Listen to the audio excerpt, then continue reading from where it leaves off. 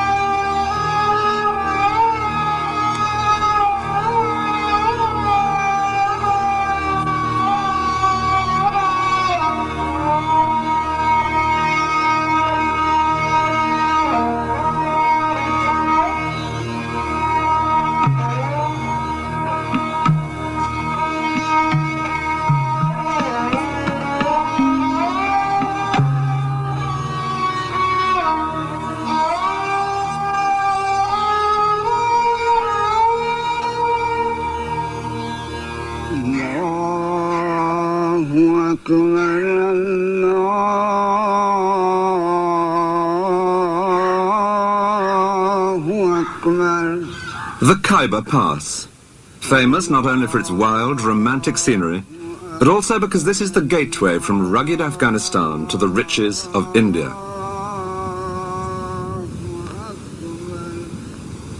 Through these mountains have come a succession of great conquerors, restless for new lands to plunder. Alexander the Great came by, so did Genghis Khan, and Tamburlaine. And if today the armed men are more local, in recent years most often the Mujahideen from Afghanistan, this remains a dangerous and exciting place, with the promise, once over the top, of India.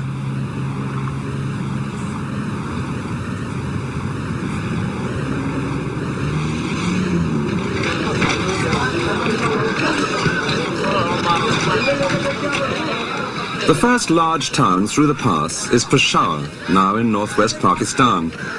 This has always been a busy meeting place of merchants and adventurers, and no doubt the armies of those conquerors contributed their bit too to the racial mix, passing back through here with the spoils of India on their way home.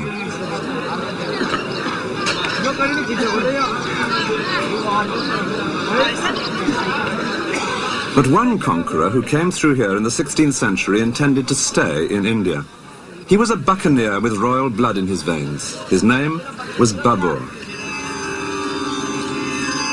Babur had a direct link with those earlier conquerors, being descended on one side from the leader of the Mongols, Genghis Khan, and on the other from that equally ferocious predator, Tamburlaine. But his own descendants would rule with even greater splendor. Their court in India became famous throughout the world for its lavish display, astounding the European visitors who witnessed this scene, and who would call these emperors the Great Mughals, meaning the Great Mongols. Their exquisite paintings and buildings, together with often grisly deeds of treachery, would add up to an irresistibly exotic Oriental melodrama. The family liked to imply that they ruled almost the whole world, enabling the lion to lie down with the lamb. But the early days of Babur himself had been very much humbler.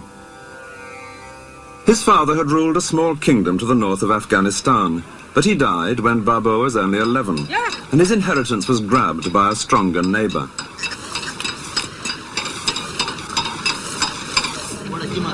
By his late teens, Babur was living more like a bandit than a prince. He and a few followers would roam around, seizing cattle, territory, wealth of any kind. In such a violent world, the villages and towns were all fortified, as indeed most of them still are today. And Babur describes vividly in his diary how he and his men would ride out at night to attack just such a place as this. Under cover of darkness, they would place their ladders against the wall. Often they were seen and had to ride away disappointed, but sometimes they got in, and then, after an exhilarating hand-to-hand fight in narrow lanes, they would take what they fancied, or perhaps persuade this particular village to join their league. Babur's following steadily increased. He was a leader who inspired great loyalty. And then there came a great breakthrough. In 1504, when he was 21, he captured a rich, sophisticated city, one which he would hold for the rest of his life, and which he came to think of as his real home. It was Kabul, now the capital of Afghanistan. Set among mountains to the west of the Khyber Pass, here was an ancient city in which Babur and his followers could settle down to a more civilized existence.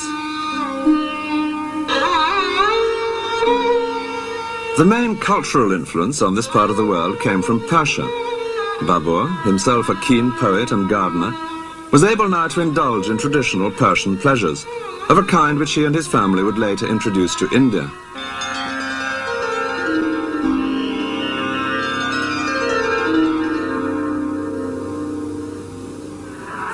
But a ruler in those days could never relax for long. A regime based only on military power needed constant new conquests to bring in more territory, more wealth. In three directions, Babur's kingdom at Kabul was unable to expand. To the north was a powerful new ruler who had been grabbing vast territories, including Babur's ancestral kingdom. To the west was the even more powerful empire of Persia. To the south, desert. That left only the east through the Khyber Pass. Northern India was ruled by many rival princes, too busy fighting each other to be likely to combine against an invader, and the prize was a rich one. India was fertile, and an army could advance unopposed in these vast plains after victory in a single pitched battle. When the time for that battle came, Babur would have one great advantage, a magic new weapon.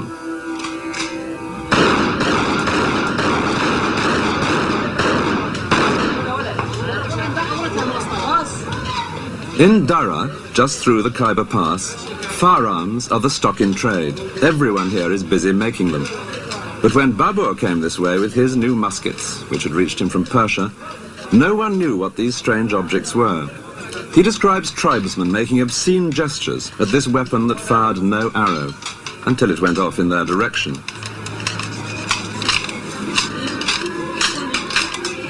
Nearly 500 years later, the magic of the musket may have been explained away, but it remains as important as ever to get hold of a good weapon, and people here will drill whatever barrel you require.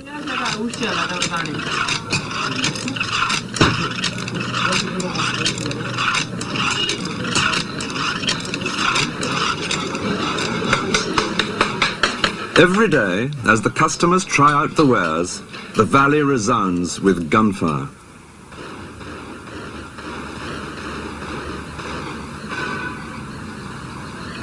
In addition to his muskets, Babur had some very elementary artillery.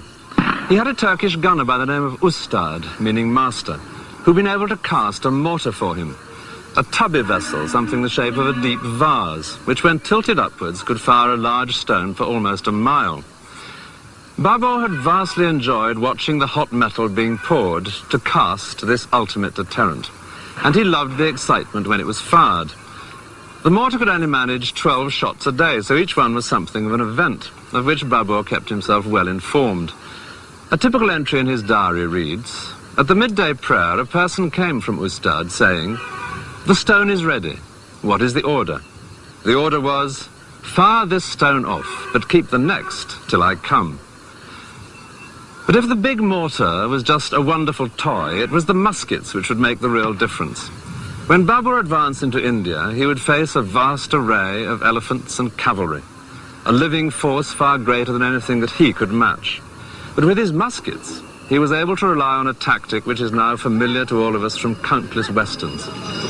He lashed together 800 wagons with rawhide ropes, and behind this barricade, his musketeers only had to wait till the vast, glittering ranks of Indian elephants and cavalry came within range.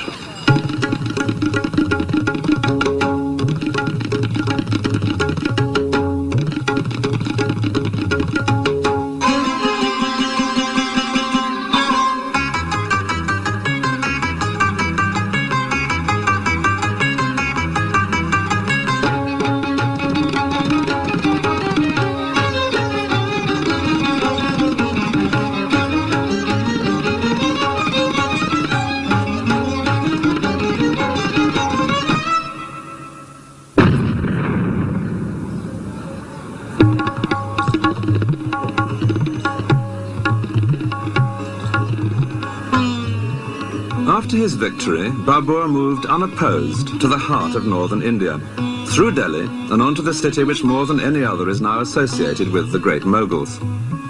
All the famous buildings here in Agra were created for Babur's descendants and their families. The Taj Mahal is but one of many.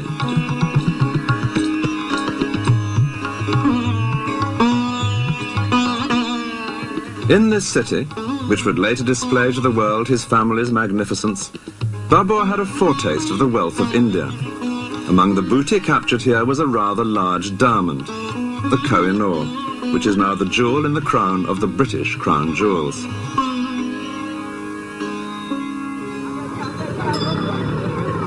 Babur was a keen observer of the world about him, and soon he was finding much to marvel at in this land which he had so rapidly conquered.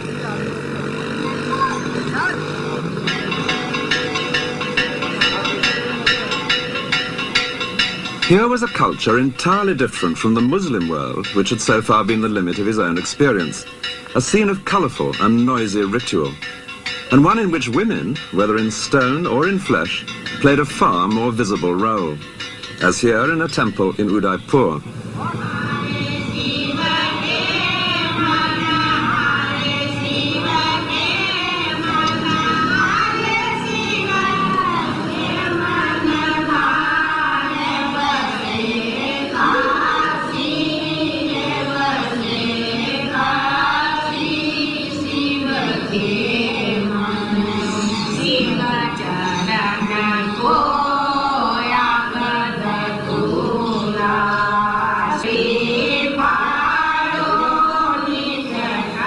The Hindu religion developed much earlier than Islam, and this sort of thing was exactly what the Quran, like the Old Testament, most strongly disapproved of: idols. But Babur was too fascinated by life to waste much time on indignation. Instead, he was soon writing a section in his diary entitled Description of India. It begins boldly. India, he notes, is extensive, full of people, and full of produce.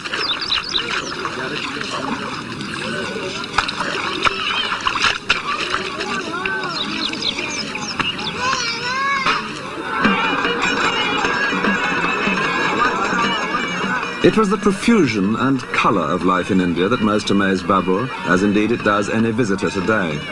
And he was astonished by the number of craftsmen, though he does complain that it was impossible to get a decent pair of trousers made.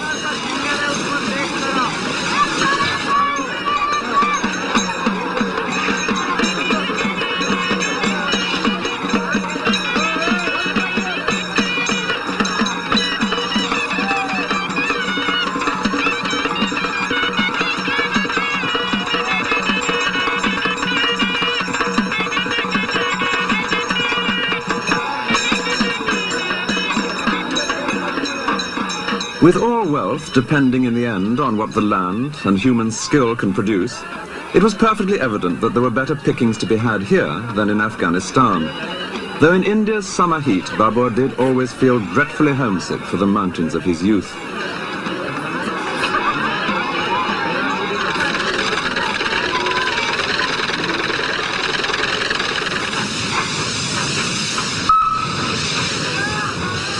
The Hindu city of Gwalior, 80 miles south of Agra, was the place where Babur noted down his impressions in great detail.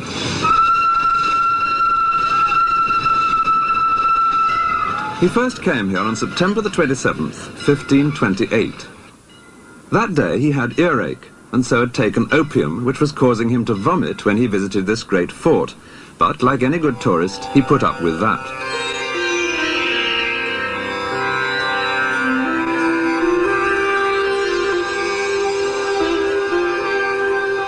The palace had been completed only 20 years earlier, and it greatly impressed Babur.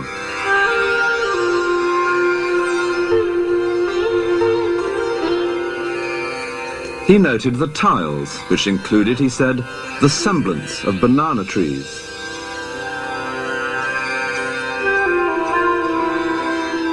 What struck him most was the work of the masons. These were, he wrote, wonderful buildings, entirely of hewn stone.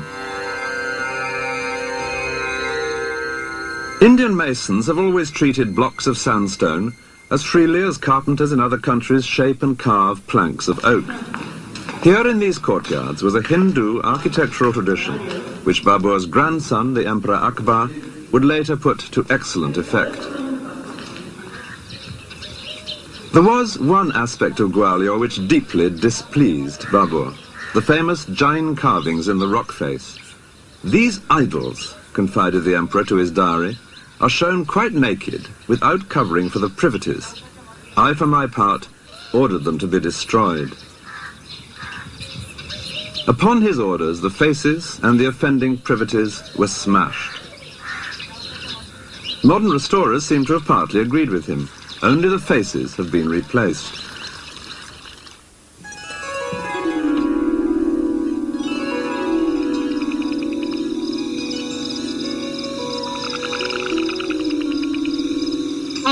The illustrations, done later for his diary, reflect Babur's fascination with the wildlife of India, though the artists don't always seem to have studied nature as closely as he might have wished. One frequent complaint in his text is the lack in India of good, cool streams. All the Mughal emperors loved water, and where they didn't find it in nature, they set about providing it in gardens.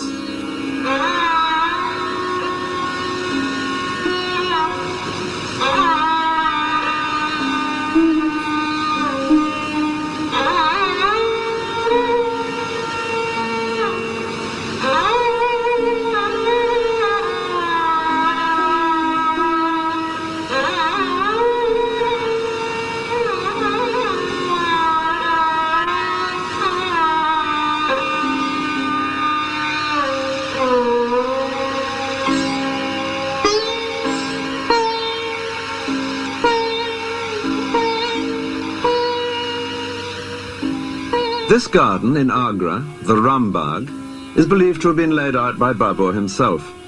It follows the rectangular system of the water gardens of Persia, just as in the paintings. Water flows through the channels laid for it and tumbles and trickles into pools, as the engineer carries out the plans approved by Babur himself. He had made several such gardens in Kabul, and the ones he created here in India no doubt helped to remind him of home. Babur would come to his gardens for a task which he very much enjoyed, that of writing up his diary from the notes he had taken all his life. And the tale he had to tell was among the most romantic of life's basic plots, the rags to riches story, from the early days, with sometimes just a couple of hundred followers, to all the wealth of India. And it was here in Agra that he decided to celebrate his success. He would give a sort of empire warming party. Word was sent out that all who had helped him on his way should come to receive fitting benefits. Even quite humble people were invited. A man who had once helped him across a river on a raft, some peasants who had sheltered him in Afghanistan. It took a couple of years for all the guests to arrive, and then there was a huge feast, with Babur under a pavilion in the center, and the guests stretched out in a great semicircle of 100 yards or more. There was much present giving, and dancing, and acrobatics, and general self-satisfaction.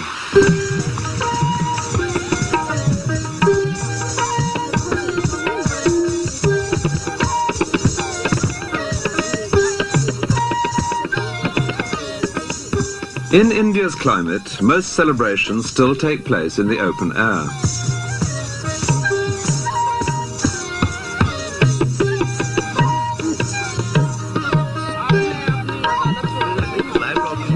From everyday picnics to more special occasions, a meal on the grass or on carpets remains a part of social life.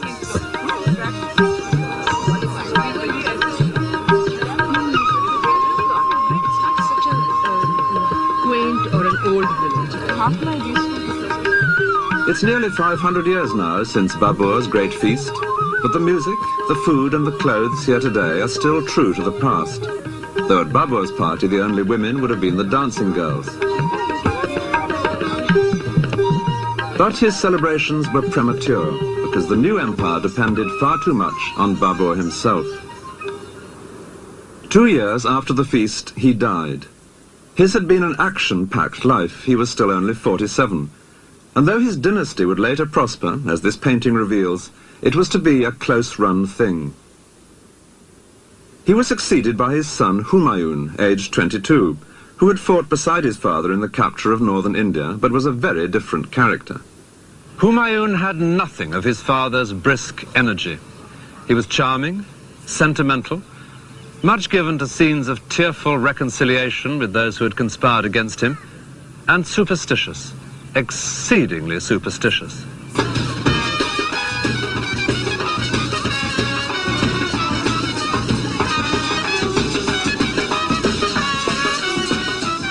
The superstition that dominated Humayun's life was one that is still an everyday feature of India. This marriage procession, a familiar sight in the streets here, couldn't possibly happen without the precise time being chosen in advance by an astrologer.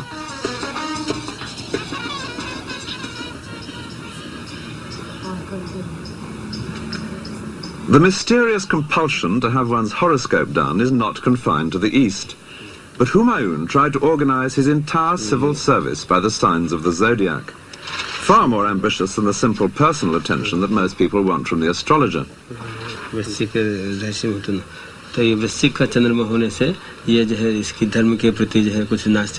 Humayun's astrological civil service, the officials responsible for the earth signs naturally took charge of agriculture. The water signs had the canals, while the fire people busied themselves with military matters. But astrology won few battles, and soon the Mughal armies were suffering some unpleasant shocks. Humayun himself had to make several humiliating departures from the battlefield, including one hurried escape across the Ganges, hanging on to an inflated goat skin. The empire, which he had inherited from his father in 1530, extended far across northern India. 10 years later, he had lost control of the whole of it, and was wandering as a refugee in the deserts of Rajasthan, with his family and a dwindling band of courtiers. Their circumstances were already bleak, but there was worse to come. In the heat of the desert, there is no greater relief than to come across a working well. But this was to be an increasingly rare sight that summer for Humayun and his family. They began to find that most of the wells they came across were dry. They had been filled with sand, the buckets were clogged and empty. The cause was a clash with Hindus. Members of Humayun's party had killed some cows, sacred animals to any Hindu. Rajasthan is a fiercely Hindu territory, and the people here had been deeply offended.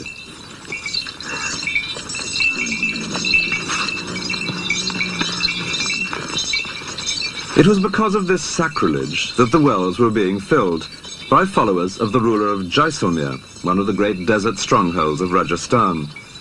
This kingdom was just the sort of place Humayun's descendants would have to come to terms with if they were to recover and hold India. But for the moment, mere survival had become the one priority for the evicted emperor and his family.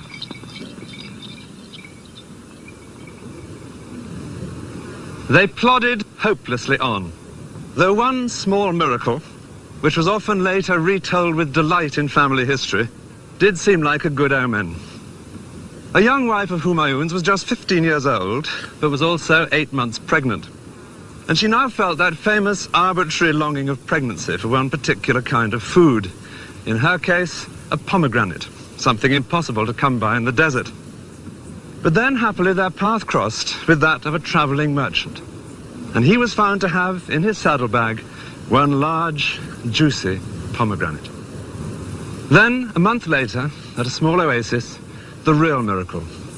The birth of a son who would later radically transform the family's fortunes. They called him Akbar. He would spend his childhood as a refugee because his father would soon be chased right out of India. But against all the odds, Humayun later fought his way back in to recover the empire. And Akbar, the child of the desert, would grow up to deserve, more than any other member of his family, that simple but resounding title, the Great Mughal.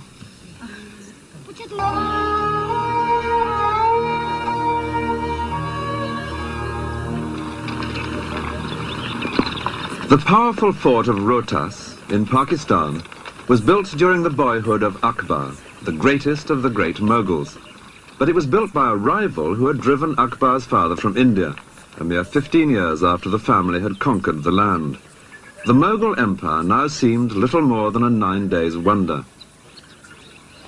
But then India fell once more into chaos, and Akbar's father managed to fight his way back past here to recover his kingdom. It was the plains of northern India which the Mughal family had conquered in 1526, and which Akbar's father, Humayun, now recovered, settling back into his capital city at Delhi. It was only just in time, for 6 months later he was dead, but at least that meant it was here in Delhi that his tomb would rise, as the first of the great Mughal monuments, giving a reassuring, if so far entirely false, sense of stability and power. Above the tomb, a dome, like a bud which would later flower in the dome of the Taj Mahal, reflecting the Persian traditions behind the Mughal family. Poetry played an important part in Persian court life, and with pleasures such as these, Humayun now relaxed once again in Delhi. As well as reading poems, a favourite game was to improvise them, and naturally his reconquest of India was the most popular subject of all. It was into this building that Humayun now moved his precious collection of family manuscripts. This was the scene of the poetry readings, but the scene also of a disastrous accident. One day in 1556, Humayun was up here on the roof of his library. He'd been hearing the latest news from Mecca, from some pilgrims who had recently returned, and he was discussing with his astrologers the hour at which they expected Venus to rise, because he intended to hold an assembly at that propitious moment. And when that time had been agreed, he began to go down these steep stone steps. And then, something which the astrologers had evidently not foreseen. His foot was on the second step, when he heard a muezzin from the nearby mosque calling the faithful to prayer. And as Humayun turned to incline his knee in respect, he tripped in his robe and fell headlong down.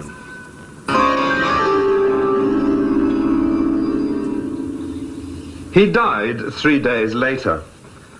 And in such an unstable empire, the sudden death of the emperor automatically meant a political crisis. Humayun's son, Akbar, was already an experienced soldier, even though he was still only 13 years old. But he happened to be hundreds of miles away campaigning in the Punjab. If the news got out before Akbar was publicly enthroned, it was certain that others would attempt to seize power. As the first rumours spread, anxious crowds gathered below the fort. So Humayun's courtiers fell back on an ancient ruse.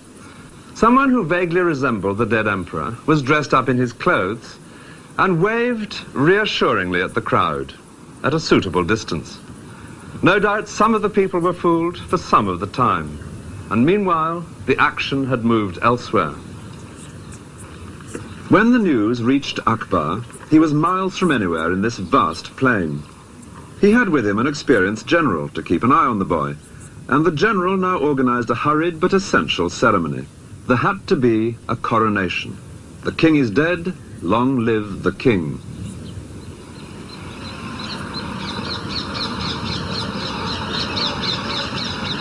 It's quite a pilgrimage now to get to the platform which commemorates that event.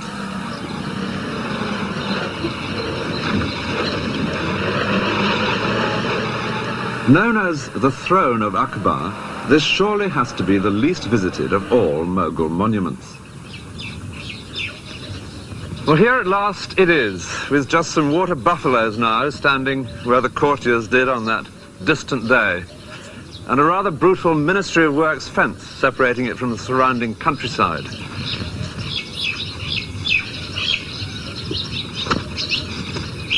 It's in a very dilapidated state, but you can just see how it must have been as a Mughal monument. Here, for example, water would have come rippling down over a carved stone, a very Mughal detail. Dreary though this looks, it's a most evocative place, because that event, here in the middle of nowhere in 1556, was to be the turning point for Akbar's family, leading to more than 100 years of astonishing achievements. But on the face of it, as he sat here that day in a golden robe specially made for the occasion, the prospect was bleak. It was only to his own army grouped around him that he was emperor. Others would have different ideas. His claim to rule was not that strong. His father and his grandfather had between them notched up only 15 years ruling in India. And there were plenty of rival rulers who would now see a young boy on the throne as just the chance they'd been waiting for. As proof of that, it wasn't long after Humayun's death before a large Hindu army captured Delhi, and then moved in this direction to drive Akbar from India.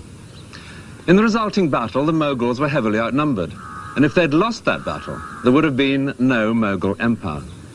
In the event, they were saved by a stroke of luck. A chance arrow hit the Hindu general in the eye, and the sight of him, slumped so visibly on top of his elephant, caused his army to flee. On such small incidents, the tide of events can turn. By the end of the battle, the Mughals had captured nearly 1,500 elephants, and it was like that many tanks, in perfect condition and with plenty of fuel and ammunition, falling into the hands of a modern army. So Akbar and the elephants were able to march back together into Delhi, for the moment unopposed. After the victory, a tower was built using the heads of the enemy, a custom whenever the defeated were non-Muslims. Rotting by the roadside, this was not a tradition well calculated to appease the local community. The young Akbar, on the face of it, seemed unlikely to appease anything. Physical danger was what he loved. Indeed, he'd been so much the athletic schoolboy that he never even learnt to read. Yet this was the emperor, Akbar, who had come to see the problems of India with its rival communities of Muslims and Hindus in a new and very unconventional light, shocking many of his own Muslim followers in the process. The great centre of Hindu power lay to the southwest of Delhi, in the area known as Rajasthan, the land of the Rajas. Their fortresses dotted this ancient and highly colourful territory, and two in particular would be of great importance to Akbar: Chittor and Amber, which is now known as Jaipur.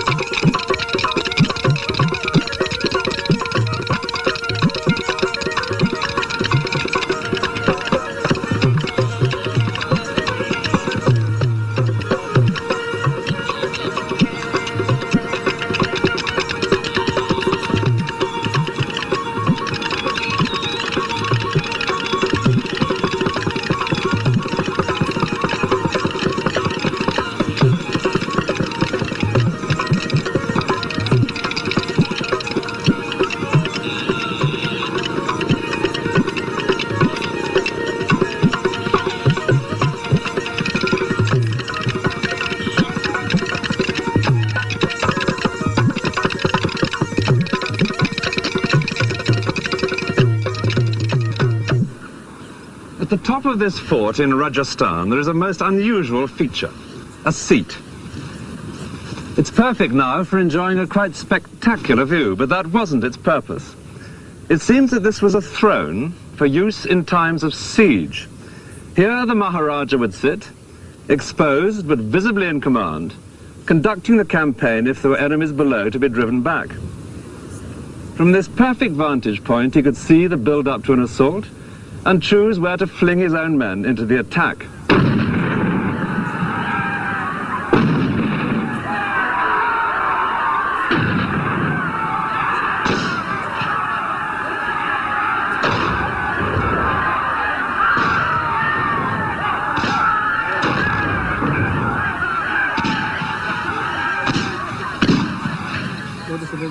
The ferocity of the fighting men of Rajasthan, the famous Rajputs, was legendary.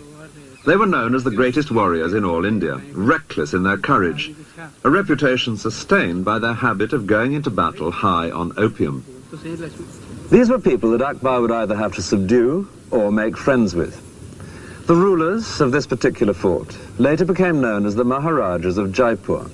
They came to terms with Akbar, and the beauty of their city, the largest in Rajasthan, suggests that there were advantages in doing so.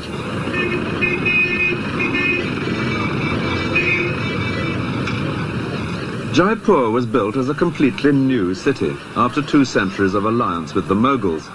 It all began with a marriage. At an Indian wedding, even today, the bridegroom, with a small male relation mounted in front of him, goes on horseback to meet his bride.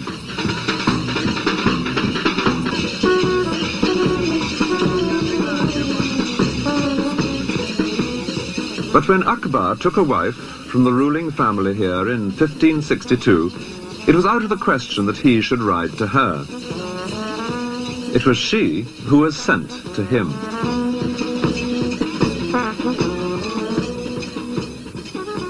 To present a bride to Akbar was a way of making an alliance, in effect like signing a treaty. And as he travelled round with his court, building up his fragile empire, he made many such arrangements.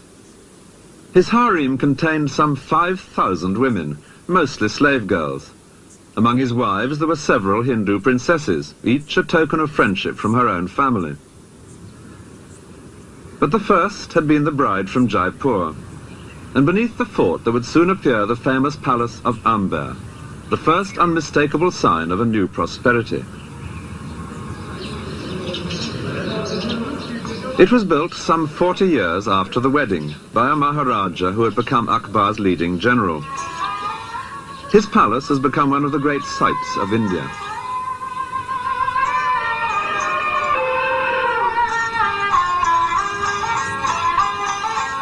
For the tourists, an elephant ride up to Amber is a compulsory item on everyone's schedule.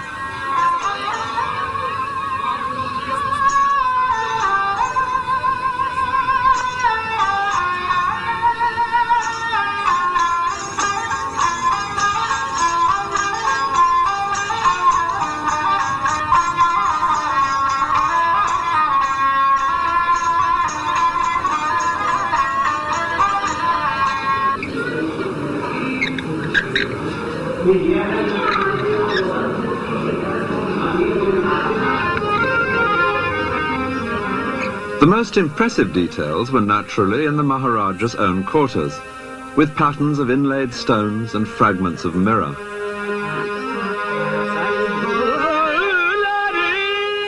Here, in pavilions placed between the public part of the palace to one side and the harem to the other, the ruler could entertain either outside visitors or his own women, in surroundings that would delight them all.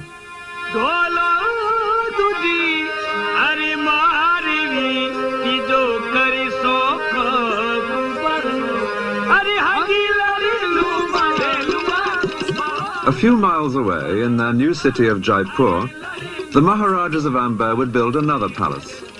And it's here that their present-day descendant lives. I asked him what benefits he felt there had been for either side in the family's long relationship with the Mughal emperors. The Mughals got governors and generalship from the House of Amber, and the House of Amber got the peace and tranquility to be able to pursue and build the city of Jaipur, and was again considered one of the main Hindu and Rajput states of that period. And what about religion? Well, again, it gave Raja Jai Singh great time to protect the Hindu religion during his reign. Akbar spent much of his time moving round with a vast army, using the sport of hunting as his diplomatic cover. Any troublesome ruler might soon find the emperor killing deer on his own doorstep, with the infantry standing in as beaters. One of the ways of hunting that the emperor most enjoyed was with the cheetah, the Indian leopard. the fastest animal on Earth.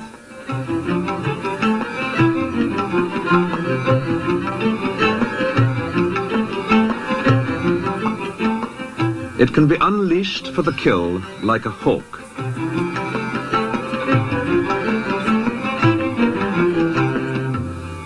This crowded scene, with a fence in the background, depicts another favourite way of hunting. Akbar's soldiers would drive the deer in from miles around in an ever-shrinking circle. Then, as soon as the terrified animals were contained in a small enough space, the portable fence would be put up around them, and riding in with sword or lance or gun, the emperor would indulge in an orgy of killing. On one occasion, on a vast plain such as this, 50,000 beaters drove in game from 60 miles around, a very large army in disguise. No wonder most rulers proved friendly when Akbar passed by. But there were exceptions, in particular the Rana of Mewa, who held the great fort of Chittor. As the senior prince of Rajasthan, he openly scorned the House of Amber for having given a daughter to the Mughal harem. Akbar determined that this proud knee must bend. In 1567 he arrived below the fort with his army, which included Hindu princes from Amber. Chittor itself is nearly 4 miles long, but Akbar's camp extended 10 miles. It was to be one of the most famous sieges in Indian history. Akbar used 2 methods of assault, both of which are shown in these views done by his painters. One was mining, burrowing under the walls with explosives. The idea was to blow up a section for the soldiers to enter the fort, but fuses were unreliable, and the Mughal army suffered a major disaster when a charge went off in 2 stages. The first blew the intended hole in the wall, but the second exploded as the Mughals stormed the breach, killing several of Akbar's favourite officers. The other method was a fortified corridor, which was gradually extended until it reached the walls. From its protection, snipers, often including Akbar himself, would get closer and closer shots at the defenders. For 4 months, this daily trial of strength dragged painfully on. The siege came to a sudden end because of a single bullet. There had appeared on the ramparts on that particular day a Hindu officer, and in the way of the times, the bullet that killed him was soon credited to the gun of the emperor himself. It's true that Akbar did take an active part in the daily business of sniping at the fort, and it may well be that he did fire the lucky shot. But the significance of what had happened was not immediately appreciated in the Mughal camp, until they observed that fires were breaking out all over the fort. Then the Hindu generals in Akbar's army were able to explain to him what was happening. The man who had died must have been the prince in command of the fort, and the fires were part of a grisly but hallowed Rajput ceremony which always took place whenever defeat seemed inevitable.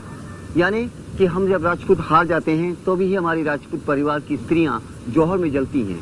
जोहर शब्द का मतलब The Johar, described to every visitor here, is the favourite incident in Chittor's history, a symbol of the unyielding pride of Rajasthan. For the wives of Rajput warriors, death rather than dishonour was the compulsory tradition in the face of defeat. They were all burnt before their husbands sallied forth to meet their own equally certain end in a final, hopeless battle. Inside the fort there were some 40,000 peasants living, and, unusually for him, Akbar now allowed them too to be massacred. Clearly this victory over the uncompromising Rana of Mewa was to be taken as an example. The city of Udaipur reveals that the Rana himself compromised in a rather different way. He had left his men to defend Chittor while he withdrew to start again here, further removed from the centres of Mughal power. An unglamorous decision, but it preserved the independence of his house, which never intermarried with the Mughals, and it gave us one of India's most beautiful cities.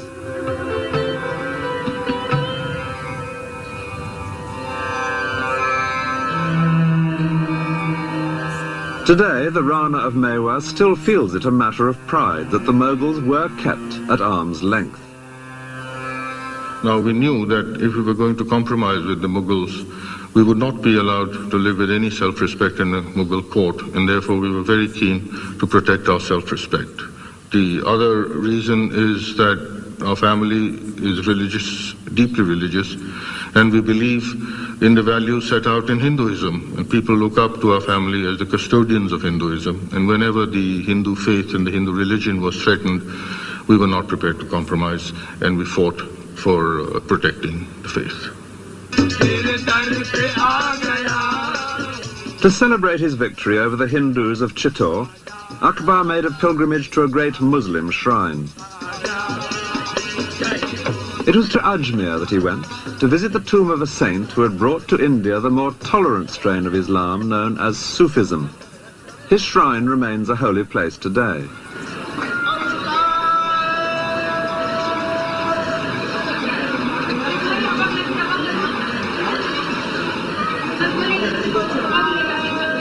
The saint here had died 3 centuries before Akbar's visit, but it was to be a living saint who had now become of great importance to the emperor.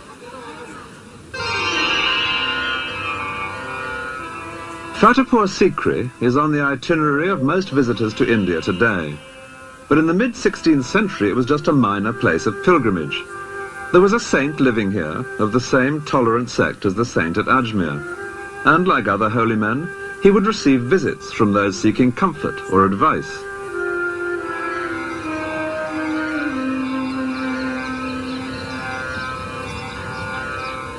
In 1568, one of the pilgrims who came for advice was the young emperor, who would later build at the top of these steps the great Victory Gateway leading into the mosque.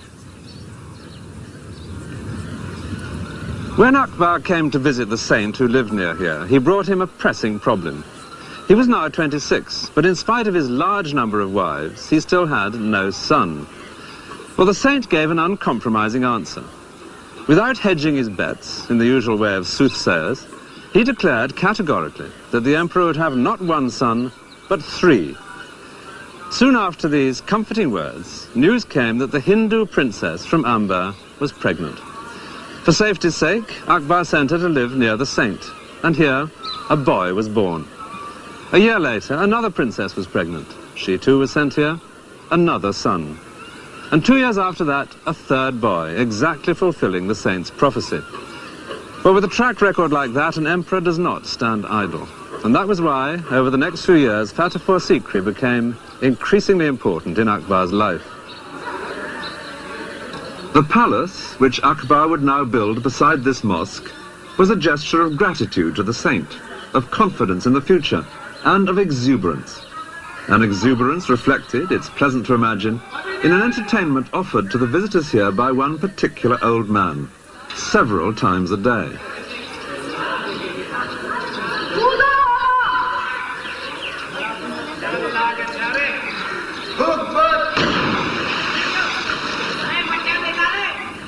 When Akbar began to build here at Fatehpur Sikri, he had been 17 years on the throne. Since that hurried coronation as a boy in the plains of the Punjab, he had turned his shaky inheritance into a stable empire. He was just 30, and there was still much to achieve. But now, with those 3 sons born here, there would be someone to pass it all on to. His family's future had never looked better.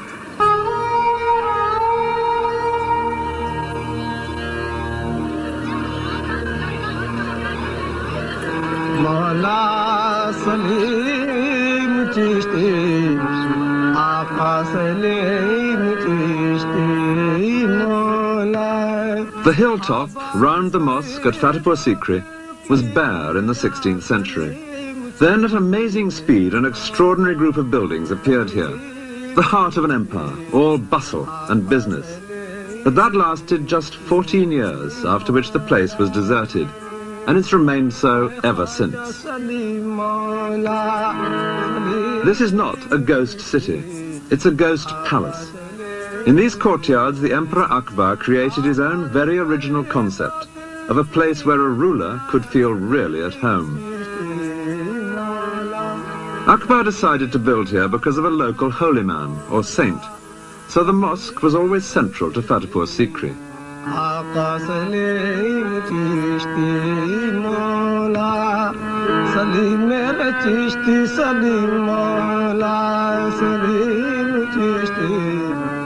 The saint died soon after the building work began, but then a saint's tomb, properly tended, can be almost as propitious as the saint himself. Clad in fine white marble, which was added by Akbar's grandson, the tomb is the centerpiece of the courtyard.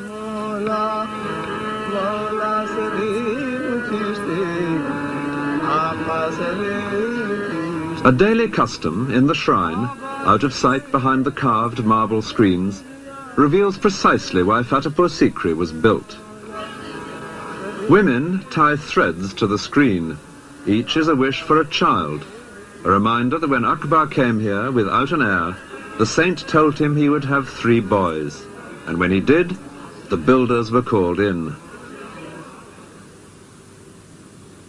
Akbar chose a Hindu style of architecture, and no doubt most of his labourers were Hindus too. Certainly the women.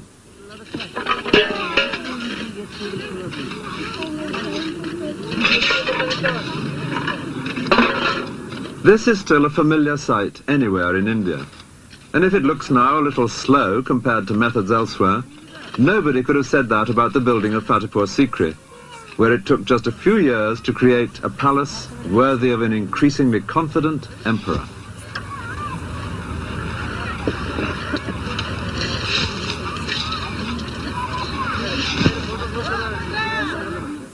This was the area over which Akbar, at the age of 13, had inherited very shaky control. And this was the stable empire which he in his turn would hand on some 50 years later. Delhi had been his father's capital. Agra would eventually become his own. So the saint's home at Fatehpur Sikri, in addition to being so propitious, was strategically placed at the heart of the empire. A visit to Fatehpur Sikri is the best way of discovering the kind of life that went on around a Mughal emperor. Yes, coming.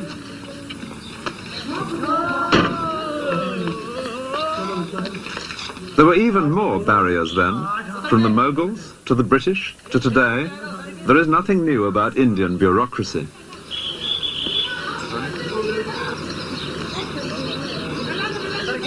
We take it for granted now that you can walk straight into any town, but in those days the town gate was a real obstacle, always shut, for example, at night.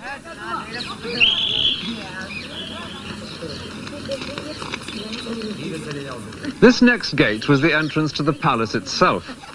Whenever the emperor came through here, there were musicians playing for him in the room above. But for the rest of us, the name of this one has a somewhat familiar ring. It was known as the Naubat Khane, which means roughly the house of taking one's place in the queue. Well, there's little danger of a queue today because now hardly anything comes through here except tourist buses. But then, as the remains of these shops reveals, this was a bustling commercial thoroughfare. The traders can be seen in this painting, and beyond them the next gate. For Fatehpur Sikri was a series of concentric circles. With the emperor at the center, each circle became more private, more difficult to get into. It wasn't till this courtyard that you might catch a glimpse of the emperor himself.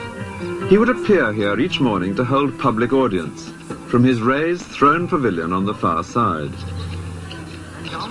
This is Diwan-e-Am, the hall of public audience.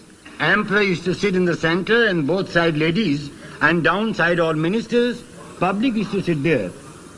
The public consisted largely of officials who attended to hear the judgments or decisions that the emperor had made in private council. In the next courtyard stands the extraordinary building which Akbar devised for that private council. It has an interior which is no use at all to anyone except an emperor. It's a single high room with this massive pillar in the center. Down below would stand those who were going to hear the emperor's discussions, but not take part in them. Clerks, for example, recording what was said. The purpose of this great pillar is not immediately clear. In fact, it's a very high throne, as can be seen from above. The one flaw in this otherwise splendid design is that to reach his throne, the emperor had to climb some astonishingly steep stairs. But once he'd got to the top, a very different prospect, and a quite extraordinary seating arrangement. There are places to sit all round the edges, and 4 bridges to the throne in the centre.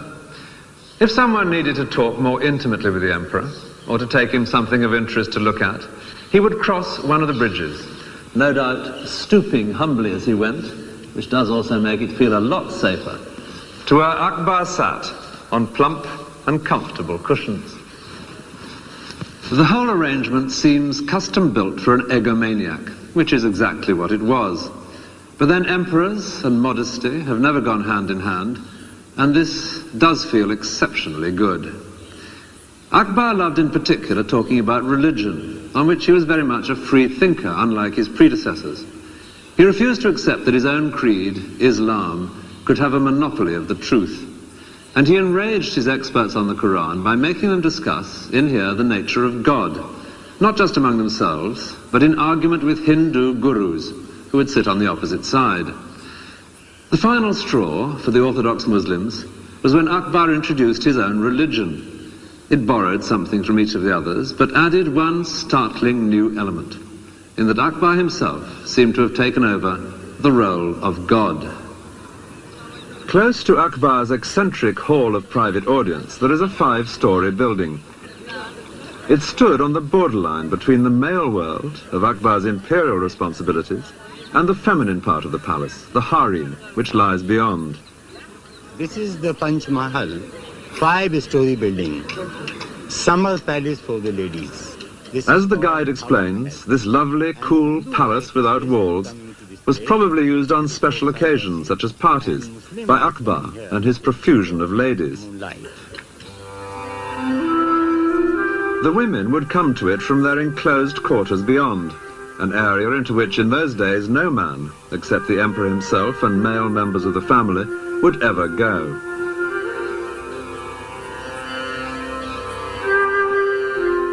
Akbar provided intricately carved surroundings for his harem, which included both Muslim and Hindu wives. But the method of construction at Fatehpur Sikri is entirely Hindu, with the straight lines of great stone pillars and beams instead of Muslim curves. These rooms were lovely places to loll and chat in on a warm evening. If they look a bit stark now, it's because they're unfurnished. This is like viewing an empty flat, and as on that occasion, the trick is to imagine the missing items. Not just the girls themselves, but pretty things in the alcoves, cushions to recline among, and above all, carpets. An English visitor to India marvelled at the rich display of carpets. All their bravery, he wrote, is upon their floors.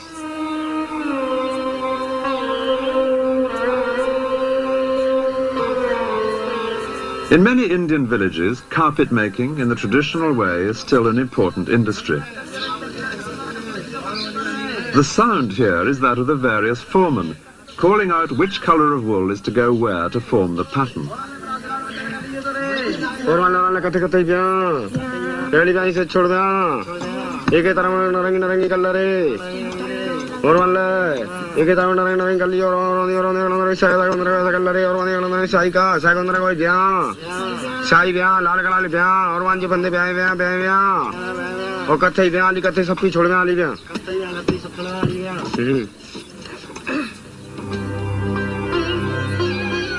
The daily life of Akbar's court is known to us in great detail thanks to one man, a fascinating character, a writer who became a close friend of the emperor.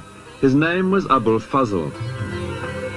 In Fatehpur Sikri, at a discreet distance from the harem, is this house. It's believed to be the one in which Abul Fazl lived. He'd come to court in his early 20s, and his great intelligence, combined with an almost unlimited willingness to lay on flattery with a trowel, both of them qualities which endeared him to Akbar, meant that he soon became, in effect, the emperor's resident intellectual. The great task which Akbar entrusted to him was the recording for posterity of his life and possessions and achievements. And these 3 fat volumes are less than half of what Abul Fazl wrote. Indeed, in the printed version, his work amounts to some 4,000 pages. The greater part of that is his history of Akbar's reign. And this was a project organized with a thoroughness typical of the emperor. Orders were given that all his elderly relations and the oldest palace servants should write down everything they could remember about the past.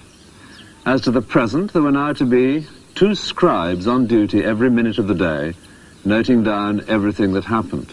An Englishman visiting the Mughal court wrote that no part of the emperor's day goes unrecorded. No, not so much as his going to the necessary, or how often he lieth with his wives, and with whom, so that it may appear in the chronicles. Well, the chronicles were what Abul Fazl provided, and illustrating them became the most important task for Akbar's great studio of painters. In this house there lives a family of painters who have practiced their craft here for generations, for the most part producing images in the traditional styles of the past.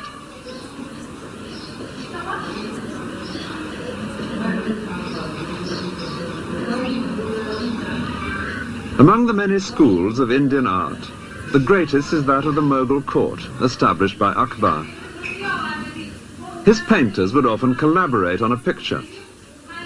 Each would put in what he did best, someone for the landscape or the architecture, and later someone else for lavish costumes or animals or flowers.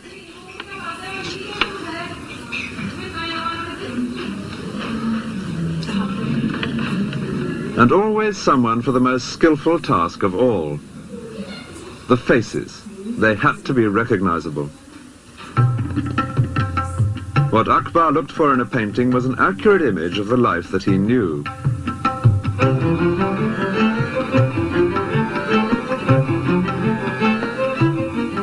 He took a keen personal interest in his painters. Pictures were regularly brought to him for his comments or approval. As a result, the work of his studio adds up to a fascinating visual archive of how things were done.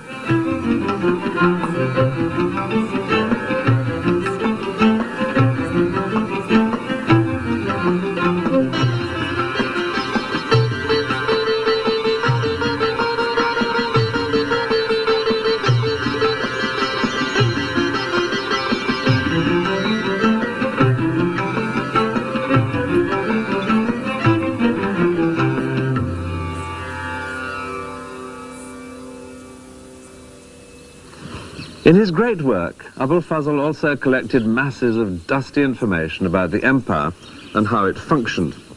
Statistics, for example. There are columns and columns of them, and they run on for page after page after page. And then there are fascinating nuggets of very unexpected information. The ranks of the camels and their servants, or regulations for oiling camels and injecting oil into their nostrils. Whenever anything worth having has been invented, it's invariably credited to Akbar himself. Under the manner of cleaning guns, we learn that this used to be a most laborious task. But His Majesty, from his practical knowledge, has invented a wheel, by the motion of which 16 barrels may be cleaned in a very short time. The wheel is turned by a cow. And then there are fascinating details about Akbar's daily routine. We learn that he never drank anything but water from the Ganges, which was carried with him wherever he went. And he had the great luxury of ice arriving every day of the hot Indian summer in an endless succession of boats and carts from the distant Himalayas. He only had one meal a day, but the fuss that caused was phenomenal on its long journey from the kitchen. India's housewives still prepare dishes for their husbands to take to work in that splendid Indian invention, the tiffin can. But Akbar's dishes were sealed for a different reason, fear of poison. Before sealing, each was tasted by 3 officials. If anyone was going to die in instant agony, it would not be Akbar. One of the greatest bonds between Abul Fazl and Akbar was a shared love of religious speculation. and Abul Fazl spends a great deal of space in this volume describing the beliefs of different religions. So both men were equally delighted when a third element was added to the discussions held here at Fatehpur Sikri between Muslims and Hindus. There arrived from Goa something entirely new, a couple of Jesuit missionaries.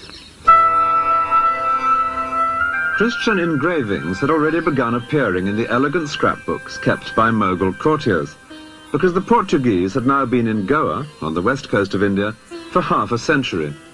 Distributing images of this kind was a part of missionary activity.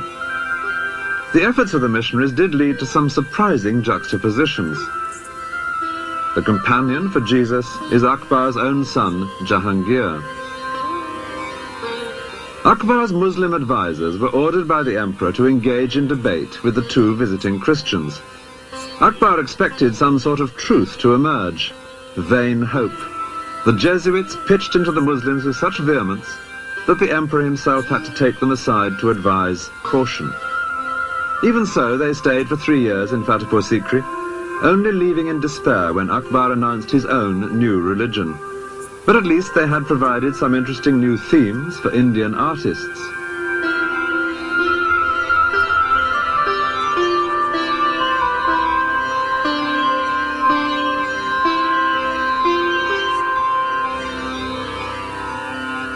Abul Fazl is seen here presenting part of his great work to the emperor. He never quite completed his history of the reign because he died 3 years before Akbar.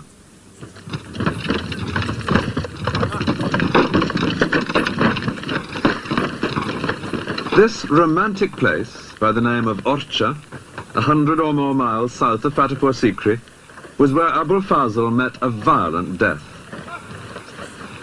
And how the free-thinking intellectual came to this improbable end at the hands of the man who ruled here requires some explanation. In what was essentially a military society, the only way of real progress to fame and fortune was by proving oneself in battle. So Abul Fazl used his influence with the emperor to be given military command, and soon he was in action. He seems to have revelled in skirmishes and sieges. Writing them up later, he invariably makes the most of his own involvement. Our brave warriors were nearly being defeated, he reports on one occasion, but the writer came up and the enemy was dispersed. Unfortunately, the brave writer had one powerful enemy on the Mughal side. He was Jahangir, the prince who shared the page of an album with Jesus. As the eldest son, he was Akbar's natural heir, but he had led a most dissolute youth, and Abul Fazl had made no secret of his low opinion of him. Now the prince was showing signs of open rebellion. The emperor, Akbar, summoned Abul Fazl back from where he was campaigning in the south, because he wanted his advice. But Jahangir knew that any such advice would be deeply hostile to his own interests. He decided to take action. Far to the south of Agra and Fatehpur Sikri, Abul Fazl was busy campaigning on the distant borders of the empire when he received Akbar's summons to return to court. He set off, confident as ever, to advise his emperor. But his journey would lead him straight into an ambush. Jahangir was friends with the Raja who had his stronghold at Orcha, and he knew that Abul Fazl would have to pass by here on his way north. So he sent word that if the Raja would stop that sedition monger and kill him, he could expect every kindness from the prince. Abul Fazl and his small party were overwhelmed here by about 500 horsemen. He'd had advance warning of the ambush from a spy, and it seems he could have escaped. But he was playing to the hilt his new role of Mughal warrior. He fought to the death. As proofs that the deed was done, his head was sent to Jahangir. And tradition completes an unsavory tale by adding that the prince threw it into a latrine. I can't help identifying with the writer who'd worked so hard collecting facts to glorify the Mughal court. It was an unworthy end. A great new palace nearby at Datia was begun by the Raja a few years after he had disposed of Abul Fazl. Its opulence suggests the scale of reward for political murder. The new building was in the same style as Fatehpur Sikri, but ironically, Fatehpur Sikri itself had already been abandoned. It seems the water supply had failed, so the imperial caravanserai moved on, leaving only the ghosts of a brief 14 years of glory.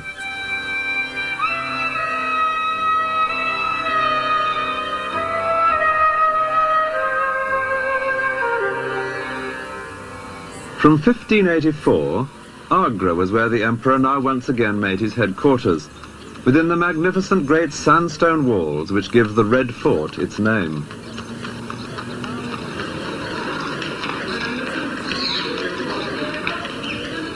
They were walls and gates which Akbar himself had built before his move to Fatehpur Sikri.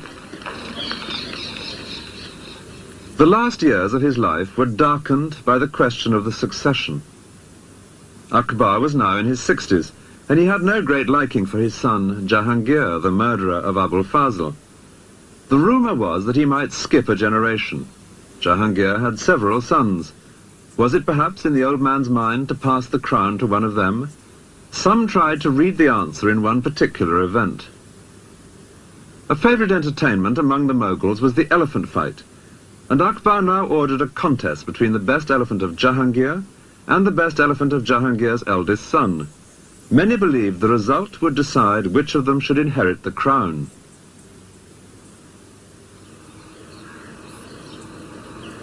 These elephants are high on the wall of the Red Fort at Agra, above where elephant fights invariably took place. Akbar sat up here watching, surrounded by courtiers, while the two elephants fought it out in the open space below. In the event, it was the elephant of his son, Jahangir, which won. A month later, Akbar died, and he did decree on his deathbed that Jahangir should succeed him. But the real person to have watched on that day of the elephant fight was a 13-year-old boy who sat up here beside his grandfather. He was a younger son of Jahangir, who had become known as Shah Jahan, and he would add a new and darker strain to his family's history. He would kill brothers, nephews, cousins on his path to the throne. After 3 generations of peaceful inheritance, the dynasty of the great Mughals was about to plunge into the most lurid of Oriental melodramas. But first, a tomb for the emperor. Akbar's monument near Agra perfectly reflects his achievement. Parts are in the Hindu style, and parts in the Muslim tradition of arches and minarets. It's a mixture in keeping with Akbar's own vision of harmony between the two communities of India, and its imposing mood does justice to the man himself. He had indeed lived up to the bold name he had been given, for Akbar, in Arabic, is the everyday word for great.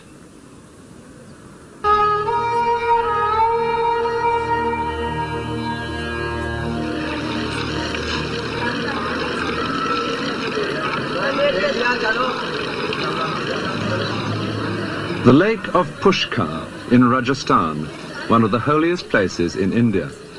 Hindu pilgrims have been coming here for more than 1,500 years.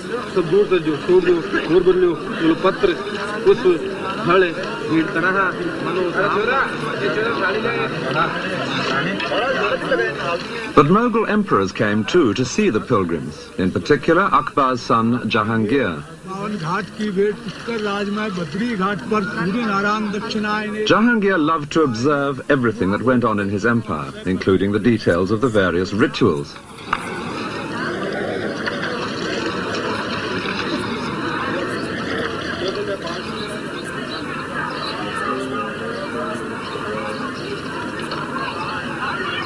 With Jahangir, a new element enters into the family history.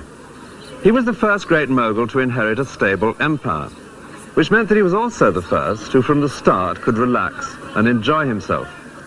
That would involve throughout his life the consumption of far too much alcohol and opium, but it also meant that he could indulge a skeptical and inquiring mind. When he came here to Pushkar one day in 1615, he was told, as no doubt every visitor was, that this holy lake was bottomless. Well, the tourist is supposed to reply, how fascinating. Not Jahangir. He called for a plumb line and sent men out in boats all over the lake. He was delighted to be able to prove that at no point was it more than 18 feet deep. But somewhere beneath these waters there are some pieces of broken stone which suggest a darker side to his character. He saw a Hindu idol which suddenly offended him. Imagine the consternation here when he had it smashed and thrown into the lake. The reign had begun with a grisly example of a sadistic streak in Jahangir. His eldest son mounted a feeble rebellion against him, and in Jahangir's reaction there was too much of macabre humour. His son's two closest accomplices were sewn up in the wet skins of a newly slaughtered ox and ass, complete with head and ears, and were then seated on donkeys to be paraded all day through the streets. It was a death sentence with a built-in element of gamble. The question was whether the heat of the sun would shrink the skins enough to suffocate the men. By the end of the day, one of the two was dead. Meanwhile, the prince himself was being forced to ride an elephant down a street lined with stakes, on each of which one of his supporters was impaled alive. The prince was later foolish enough to attempt a second rebellion, and this time his father ordered him to be blinded. He would spend the rest of his life moving round with the court as a prisoner. From time to time, Jahangir did see him, but he noted in his diary he found the prince depressing. Fortunately, this strain of cruelty was to be rare in Jahangir's reign, though at the end of it far greater family violence would break out.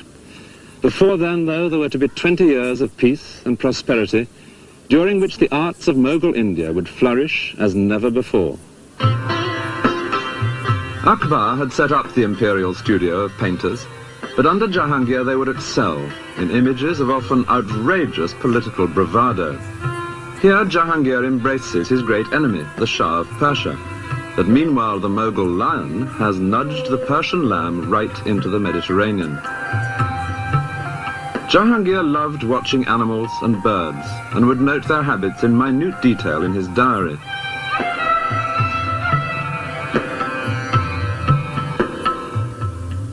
But the diary is just as detailed about his own habits, recording with great precision his decline into alcoholism. From wine he turned to spirits, and then to double distilled spirits. He was drinking 20 cups a day at one period, with a dose of opium as well, and he was at no pains to conceal this alarming fact.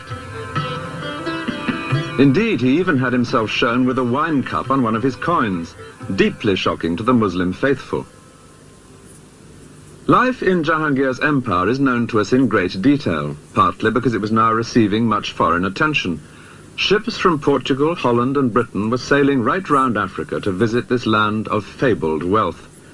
It was from the port of Surat in 1615 that a very articulate Englishman set off inland on an arduous journey to seek out the emperor, who was with his army a few miles from Pushkar at the city of Ajmer.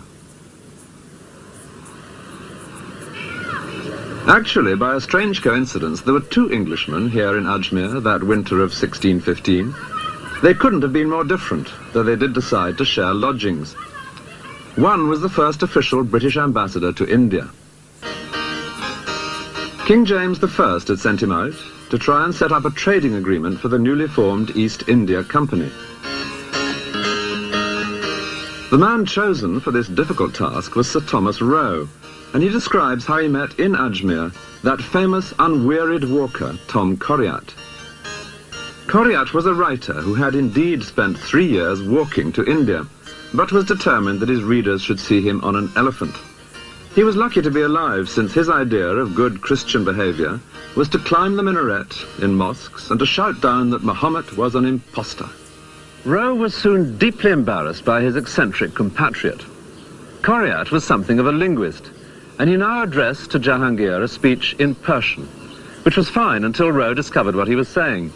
He was asking the emperor for money, which Roe considered unseemly in an Englishman. Roe himself, by contrast, had brought presents for the emperor, which was essential for an ambassador because presents played a major part in Mughal court life. Indeed, Roe describes how people would hold up in the air the gifts they had brought for Jahangir, and if something nice caught his fancy, he would ask that person what business he had come upon. Unfortunately, Rowe's presents, which had been provided by the East India Company, turned out, when they were unpacked, to be mouldy, which provoked a very sharp letter home. Even so, he did make progress at court, and soon he was invited to one of Jahangir's evening parties.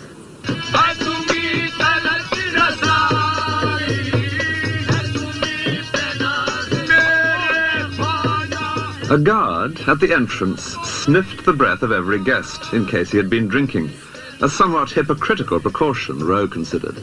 And indeed, serious discussion of British trade did turn out to be quite impossible. The Emperor was, in Rowe's words, too drowsy with the fumes of Bacchus.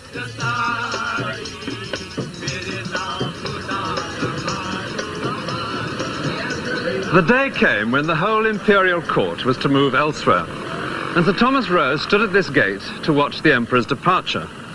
He was dazzled by the jewels which Jahangir wore for the journey.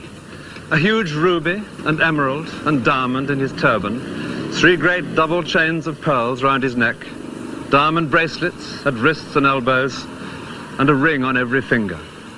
But there was one very gratifying touch, almost certainly unnoticed by anyone except Rowe himself. Amid all this finery, tucked into Jahangir's belt, was a pair of English gloves, which Rowe had given him. And then, even better, there passed by Jahangir's chief wife, entirely concealed from sight in a closed English carriage, which Rowe had brought out in parts to be assembled here.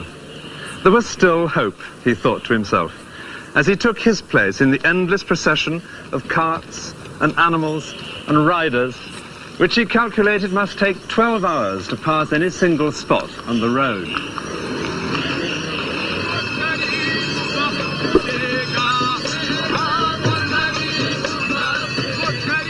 The Emperor's own travelling palace itself needed 600 animals to move it from one place to the next. And when the whole city of tents was set up, Rowe considered it one of the wonders of his experience. It was some 20 miles around. Here the daily life of court and government could be carried on just as in a permanent city of stone. After 4 months on the move, the royal caravan came to Mandu, a vast hill fortress, where Jahangir now settled in for a prolonged stay. Here were palaces in which it was a joy to relax after the upheavals of travel.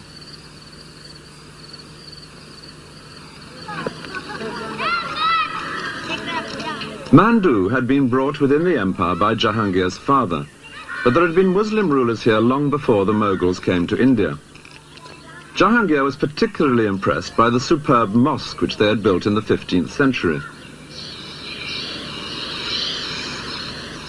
Today, in its corridor of arches, the sound is no longer that of prayers. It is the conversation of bats.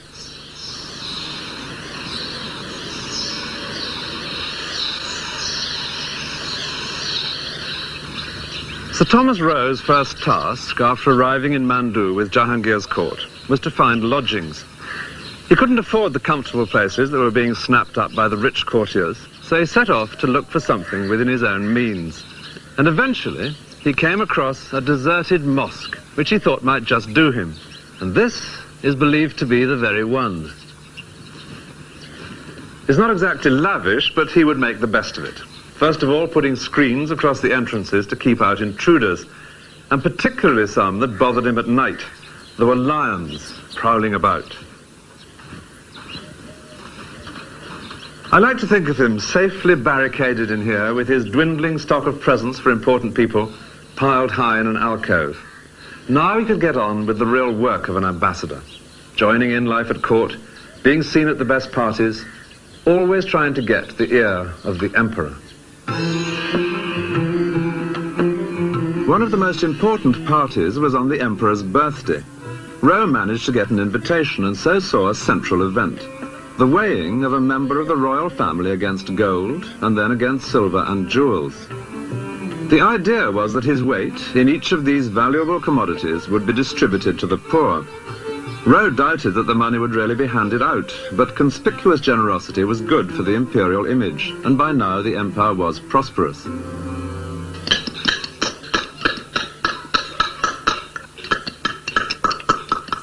Nearly all rulers bring prosperity to the masons as they build palaces for themselves or temples to God.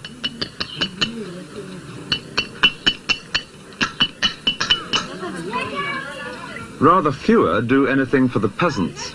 But Jahangir's father had successfully adjusted their taxes and so encouraged them to bring more land into cultivation. Jahangir loved his wealth, but simple holy men, he liked to pretend, meant more to him than anyone else. The Western monarch being snubbed here by his place at the back of the queue is James I of England, undoubtedly done from a painting brought by Sir Thomas Roe. Maybe Roe also got himself invited to a famous party that summer at Mandu, when candles were floated on tiny boats, an idea suggested by the ladies of the harem. They would have watched unseen, hidden from the sight of the male guests.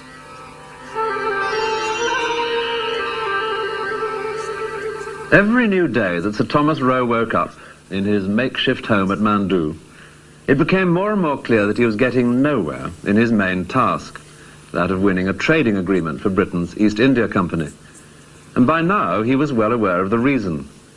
He was often with the Emperor, who seemed very friendly, but he was nowhere near the real seat of power. That lay, unseen, behind the throne, in the shape of a woman, famous in India's history. She was Jahangir's favourite wife, Nur Jahan. The many portraits of her are all imagined, since no painter would have been allowed to set eyes on the royal women. Nevertheless, she can literally be said to have ruled from within the harem. It's a common Western belief that veiled women, or those in purdah, are totally cut off from the world. But to see them today, seemingly separate in a modern street, is to get perhaps the wrong impression. There were certain advantages to being behind the veil, as explained by a woman who herself grew up in traditional purdah.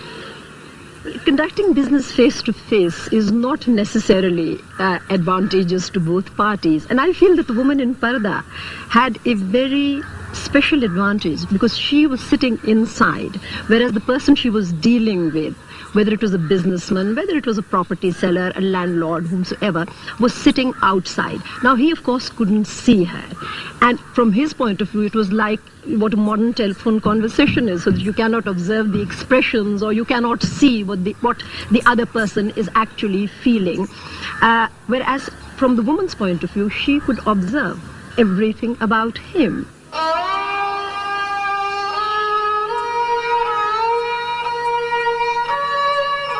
Behind every beautiful carved grille in a Mughal palace, there were attentive eyes and ears. Eunuchs would move in and out of the harem with messages and instructions. Some of the Mughal women even owned ships which traded overseas. So Jahangir's powerful wife, Nur Jahan, was not so much the exception as the best possible example of what could be achieved from behind the veil.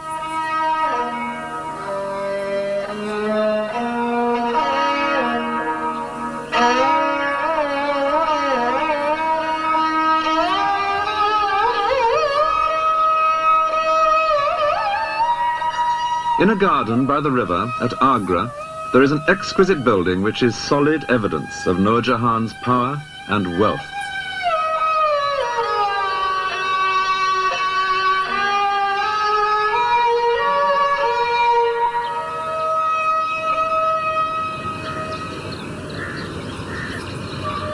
This is the tomb which she built for her father. It's like a perfectly jeweled casket, but done to a monumental scale in the most exacting of crafts. The inlay, in white marble, of intricately shaped and many-coloured stones, each set in so precisely that to the touch alone you could think it an unbroken surface.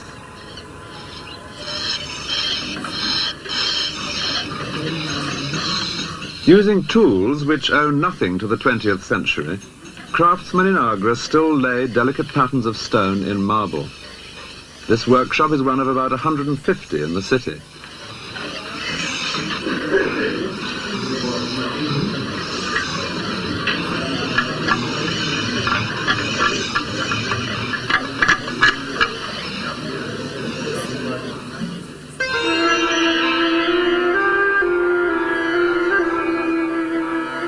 The Taj Mahal, which at a distance looks pure white, is decorated all over with this kind of inlay on a massive scale. This is the tomb of Nur Jahan's niece. And just a couple of miles upstream from the Taj Mahal is the earlier tomb, the one she built for her father. The most spectacular of Mughal monuments, both for people born into her family and only connected by marriage with the Mughals.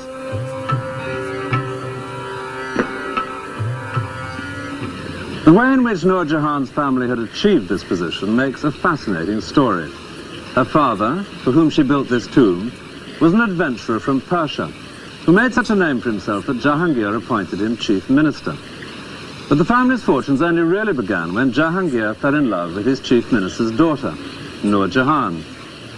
These are the sort of paintings one can still buy today in Agra's bazaar. We'll make them stand for Jahangir and Nur Jahan. They married.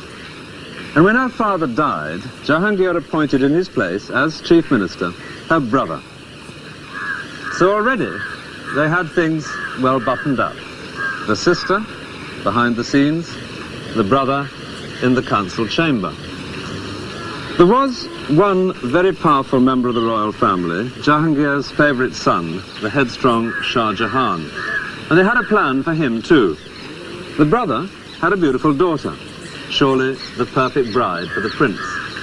History would come to know her as Mumtaz Mahal, the favourite one of the palace, the beloved bride for whom Shah Jahan would later build the Taj Mahal. But now this block of power on her brother's side began to distress Nur Jahan, and she hatched a new plot. She had a daughter by a previous marriage, and she now made a favourite of an insignificant son of Jahangir's, someone she could easily dominate, and she arranged for these two to marry, thus balancing the board. One of these two princes would inherit the throne, so it was now certain that one granddaughter of the Persian adventurer must become empress. But which? Time would tell, and probably soon, because Jahangir was by now increasingly decrepit. The wild card in this pack was Jahangir's favourite son, Shah Jahan. It was he in this scene being weighed against gold. But the favours suddenly ceased when Nur Jahan turned against him, and he in retaliation was soon in open rebellion against his father and his stepmother, keeping always on the move to avoid the armies which Nur Jahan now sent out against him.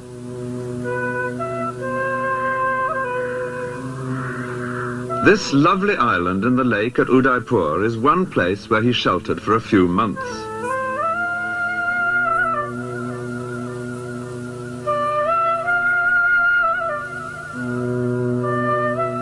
Here, to the south of the empire, he was far enough away to be safe. Yet it was also important to be within striking distance when his father died. And to add to Shah Jahan's difficulties, Jahangir was now spending more and more of his time in the extreme north. Kashmir, he had discovered, was good for his asthma, with its lakes and its cool mountain air. In the last years of his life, Jahangir came here every summer.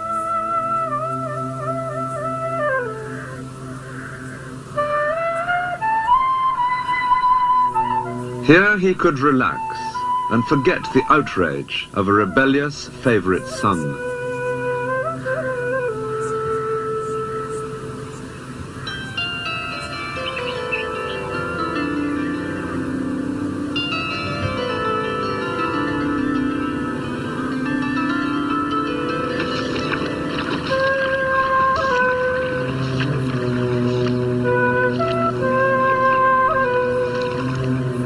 And in Kashmir, in 1627, he died. His life, devoted largely to his own pleasure, had strangely brought his empire peace and prosperity. His death would unleash the violence beneath the surface. Lahore was where they took Jahangir's body for burial. A few miles to the north of the great mosque, there now stand his tomb and those of the brother and sister who had opposing ideas as to who should succeed him. The tomb of Nur Jahan lies today right up beside a railway line.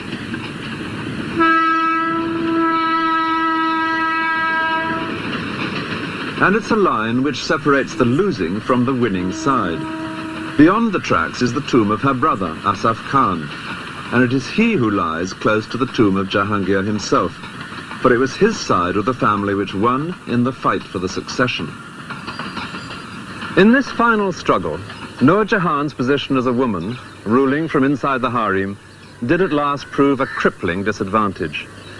Her brother was able to rally the other noblemen at court, all of them soldiers like himself, to support his son-in-law, Shah Jahan. And he could seal his sister off in the harem, blocking her chain of command to the outside world. Shah Jahan himself was miles away, far to the south of Agra. But here in Lahore, Asaf Khan now declared him emperor. Eventually, a message of warm approval was received from Shah Jahan, and in it he said that it might be a wise precaution if his male relations were to be, in his delicate phrase, sent out of this world.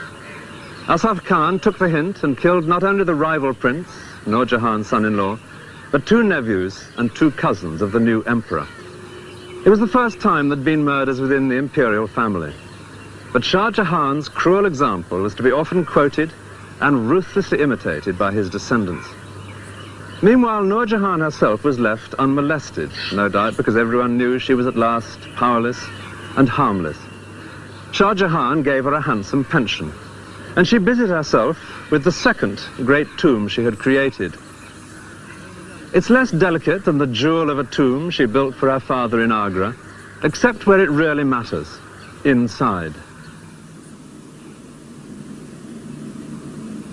In the marble coffin chamber at the heart of the tomb, Nur Jahan provided the most exquisite of monuments to her husband, the indulgent emperor who had made possible her extraordinary career.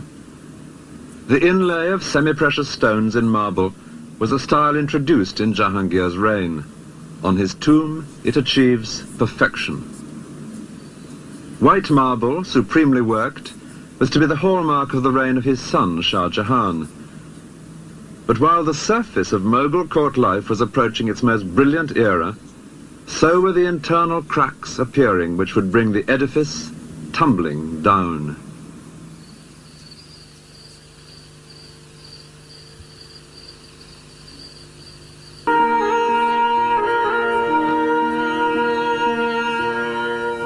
The Taj Mahal is famous not only for its unrivaled beauty, but because it has at its heart a love story, the love of the Emperor Shah Jahan for his wife, Mumtaz Mahal.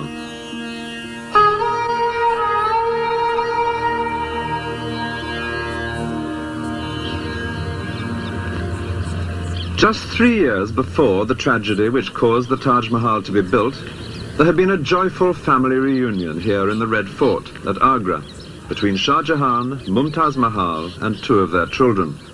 The family was exceptionally close.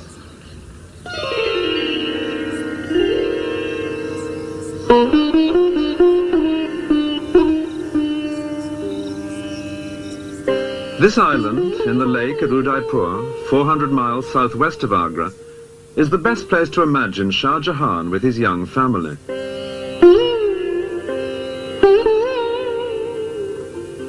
And from their life together here, one can understand something of why he was so attached to his wife that nothing less than the Taj Mahal would do as her monument.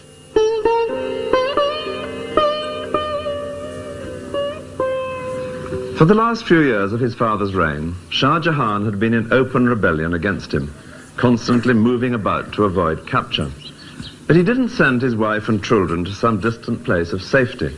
Instead, wherever he went, Mumtaz Mahal came with him. And we know that they took all-important decisions together. One dry statistic will suggest how little they were apart. In the 19 years of their marriage, she bore him 14 children. The family stayed here at Udaipur for 4 months in 1623, as guests of the ruler, who was himself no friend to the Mughal court and was happy to entertain such a powerful rebel. This little palace, then newly built, is believed to be where Shah Jahan and Mumtaz Mahal lived. At the time, their eldest son, Dara Shukho, was 7, and the prince seen here in green, Aurangzeb, was 5. Those children who played together in this courtyard would later become enemies to the death. Here the swords were make-believe, but already life held genuine dangers. Soon the two boys were to set off together on a terrifying real-life adventure. Shah Jahan, weary of constant pursuit, made a deal. As a token of his own good behavior, he would send his two young sons to live at court as hostages. So for 2 years they were separated from their parents, who prudently remained well out of reach, far from the center of things. Then Jahangir died. Shah Jahan moved swiftly north to seize the throne, and he and Mumtaz Mahal were securely established in the Red Fort at Agra when the two boys arrived for that family reunion. All seemed to have come out perfectly after their times together of hardship and danger. But the new emperor had only 3 years in which to enjoy his good fortune. His wife died, giving birth to their 14th child. Shah Jahan was desolate. He gave up his gorgeous clothes and jewels and consoled himself only in the great task of keeping at least her name alive for countless generations to come.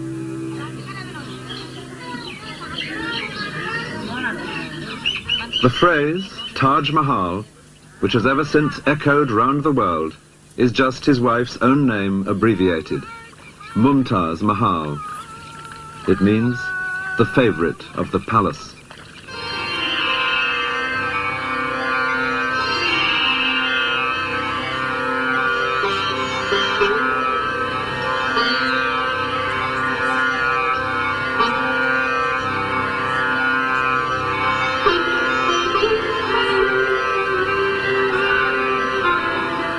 The Taj has always been a holy place, a Muslim shrine for pilgrimage and prayer. But it is also a place of pride and affection for all the people of India, the best possible choice for an outing with all its attendant pleasures.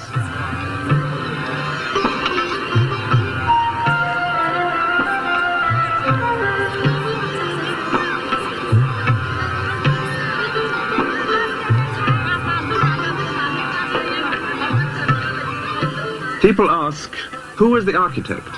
Apparently no one.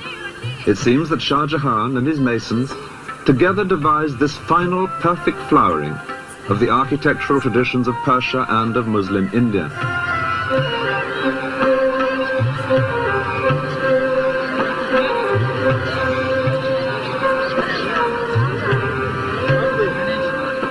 Shah Jahan now increasingly devoted himself to architecture, not only in the Taj itself, but in many other projects.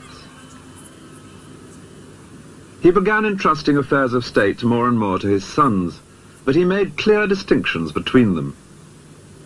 His favorite was the eldest, Dara Shikoh, whom he now kept always by his side, leading a civilized but relatively pampered life at court. By contrast, the younger son, Aurangzeb, was constantly sent out on military campaigns, learning the tough trade of a soldier on the distant frontiers of the empire, just as his father had before him. The Mughal Empire had by now long been secure throughout the great plain of North India, within its natural boundaries of mountains and sea. A grand trunk road through this fertile plain was the backbone of the empire, and it was on the great cities along this route, Lahore, Delhi, Agra, that Shah Jahan now concentrated his energies. The famous painted lorries of Pakistan reveal that this is the northwest end of the Grand Trunk Road, and it was here in Lahore that Shah Jahan now built one of the greatest of Mughal gardens.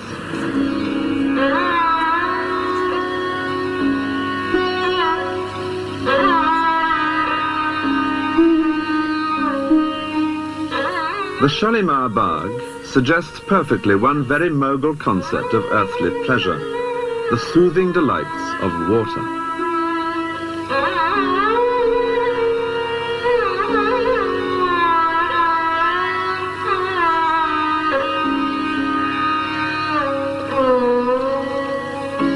Like Delhi and Agra, Lahore has its Mughal fort. Though much altered in later centuries, some parts do still recall the shimmering white elegance of Shah Jahan's architecture.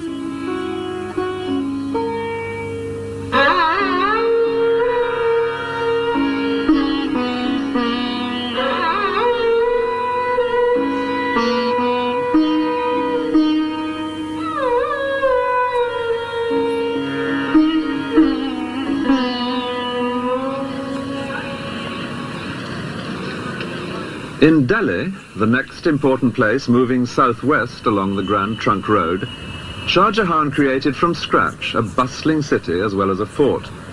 He had decided to move his capital here from Agra. What is now known as Old Delhi was in his time a completely new town. The main street, Chandni Chowk, leads straight towards the Lahore gate of the fort, known like its older counterpart in Agra as the Red Fort. Shah Jahan's own apartments, all built at the same time, perch on the walls on the other, quieter side. And naturally, there had to be a mosque. 3.5 centuries ago, the Muezzin first called the faithful to prayer in Shah Jahan's new Jama Masjid, or Friday Mosque. Just as today, except that loudspeakers now give his chant an eerily electronic quality.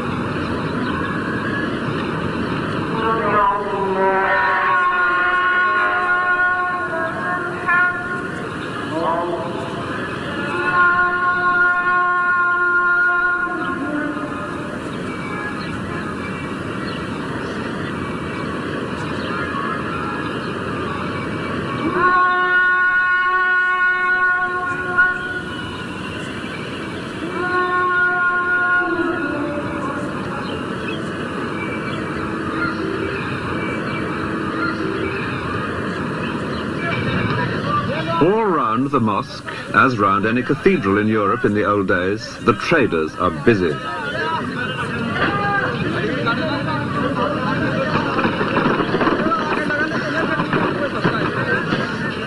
This is the market for cereals and spices. There's no space here for four-legged beasts of burden.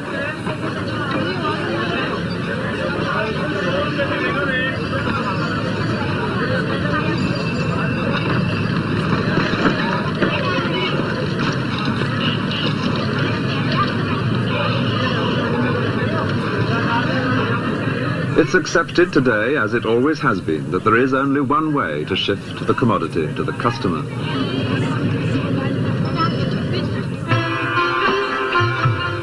At Agra, too, the Red Fort had much benefited from Shah Jahan's passion for architecture. Within the red sandstone walls built by his grandfather, he had added his own characteristic white marble mosque and pavilions. And because the fort here has been less altered than in Delhi, this is the best place to imagine the emperor's daily life. From his private quarters here, looking east, the sun rises behind the Taj Mahal.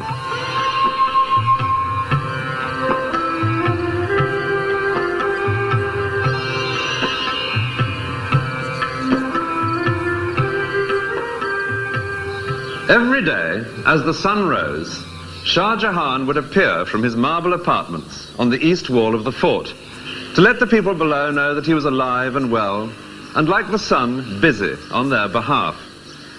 It was his grandfather Akbar who had first timed this daily appearance to coincide with the rise of the sun. But both he and Jahangir then went back to bed for a couple more hours of sleep.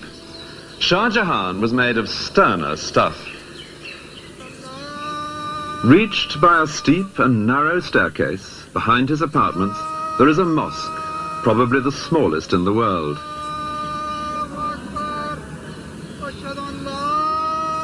Here, answering the Muezzin's call an hour before dawn, Shah Jahan had begun his day with a session of private prayer in this very private mosque. It is also made of marble because Shah Jahan was one of the greatest Mughal emperors. Meanwhile, his superb hall of public audience was filling up with those who had any business that day with the emperor. Here, a little before 8, to the sound of hidden drums and trumpets, he would appear in his throne alcove, seated on his famous peacock throne. And the Emperor Shah Jahan used to ride a peacock throne, which was made of diamonds and jewels. It was later on was taken by Nadir Shah to Iran. This is one of the most spacious buildings. Here nobles and ministers, they stood for the judgment of the king, and they were provided golden and silver sticks like your shooting sticks to hang on if they fell tired.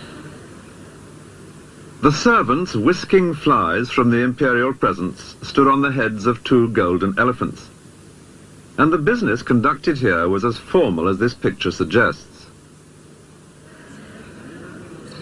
Behind the hall of public audience is a courtyard, to which in those days only a few trusted ministers and servants would be admitted. Here Shah Jahan would retire after his public appearance to carry on with the real business of state in the equivalent of a cabinet meeting. This took place in his hall of private audience, a cool marble pavilion with views over the river. When the business of state was completed, it was already past noon, time for the emperor to slip into the harem for a meal. Here he presided over another court. It consisted only of women and eunuchs, but it was organized much like the one outside.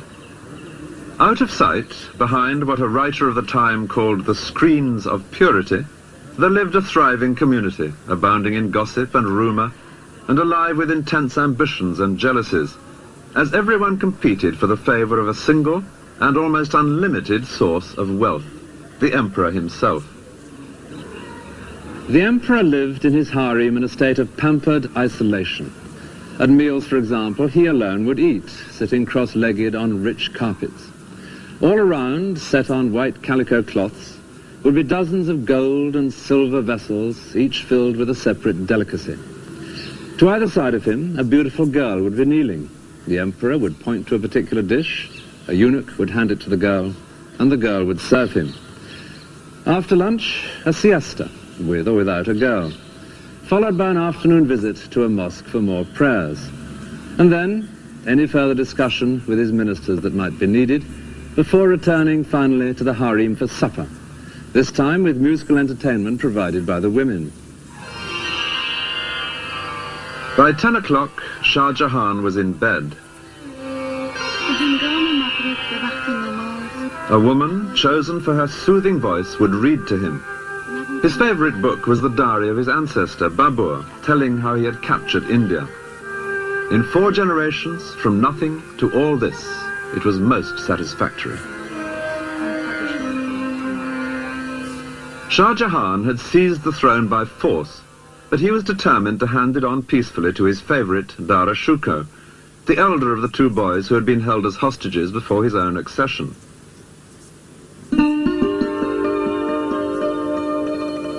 These beautiful paintings are from an album which Dara Shikoh gave to his bride when he was 25, and they are typical of the man. He loved the arts and literature. Indeed, he had become by now one of the most civilized members of his dynasty.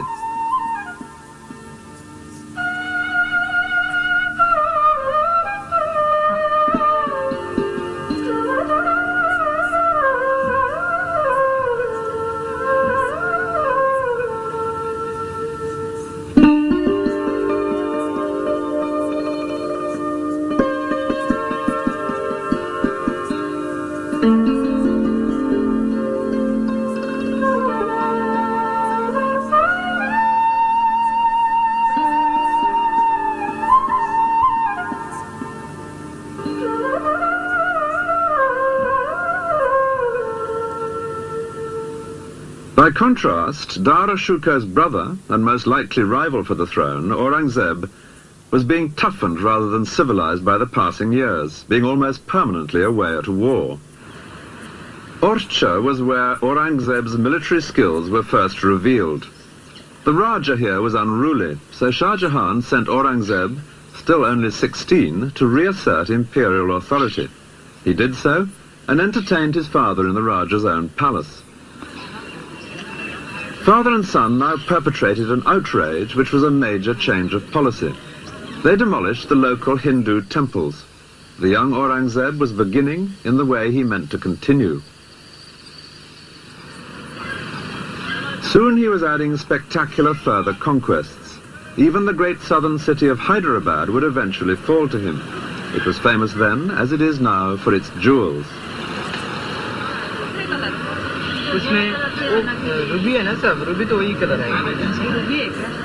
Much wealth was sent from here to the Mughal court, and Aurangzeb should have been able to expect gratitude from his father. Instead, his capture of this city only revealed the obstacles that were now being put in his way. Garnet is darker than this.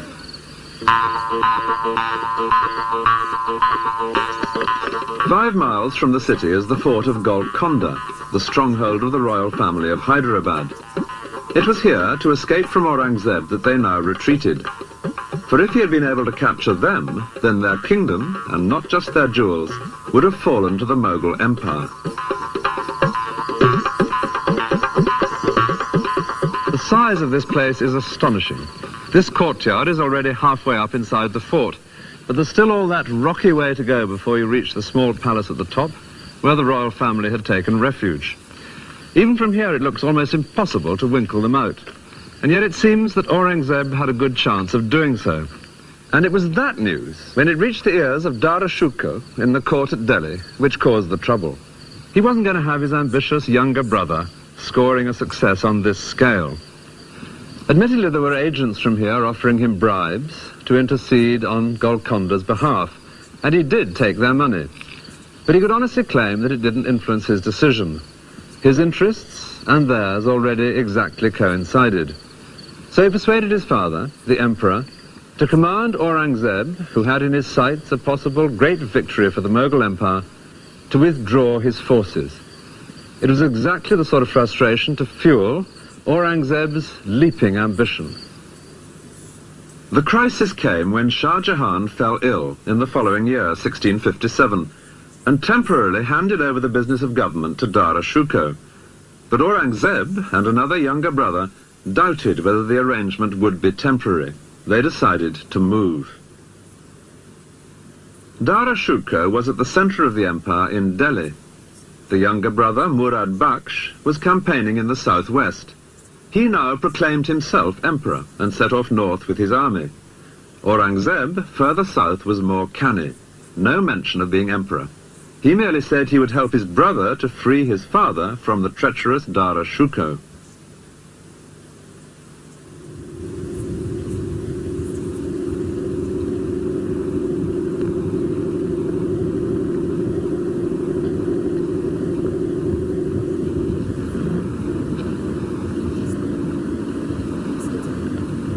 It was on a hot summer's day under a blazing sun that the two armies met on an open, dusty plain south of Agra. On one side, the somewhat scruffy joint forces of the two younger brothers, unglamorous to look at, but their men hardened in distant campaigns. On the other, the imperial army, headed by Dara Shikoh. An eyewitness has left an account of his magnificent force as it moved out from Agra. Ranks of elephants in immaculate shining armor, squadrons of cavalry with gleaming lances.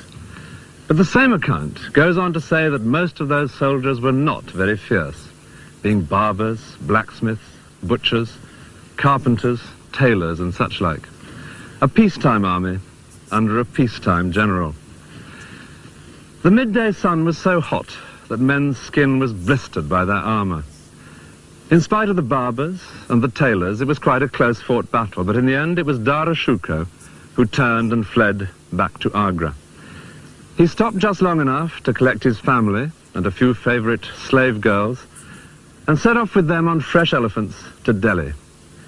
And with that ignominious flight by the intended heir to the throne, the tide turned towards his younger brother, Aurangzeb. It was 2 days later that Aurangzeb and his victorious army arrived outside the Red Fort in Agra, where his father, Shah Jahan, waited, his plans for the inheritance in ruins. Any negotiations here in the fort would be without Prince Murad, who had been badly wounded in the battle. Shah Jahan opened the matter by sending a sword of honor to Aurangzeb with an invitation to visit him. Aurangzeb replied that he would only do so if his father handed over the fort to Aurangzeb's men. Shah Jahan declined, whereupon Aurangzeb laid siege to his father. Cannon fire didn't achieve much against these great walls. Sealing off the water supply proved more effective. After 3 days, Shah Jahan surrendered. Aurangzeb never came in to see his father, and Shah Jahan would never again leave this fort. This beautiful tower became his prison, and his life here was made steadily more bleak. Even his jewels were removed by the servants of his grasping son. All that he managed to keep with considerable difficulty was his pearl praying beads. There was plenty of time now for prayer, and he became, in the way perhaps of old men in adversity, increasingly devout. For the fifth of the great Mughals, the imperial days were over. There were some consolations. He did have a devoted daughter to look after him. There was comfort in the Quran. And he was allowed to stay here in his private apartments, with their beautiful view made infinitely more so by the great monument which he himself had created to his wife, and to happier days, when she was alive and their sons were busy only with nursery battles, instead of the fight to the death on which they would now embark.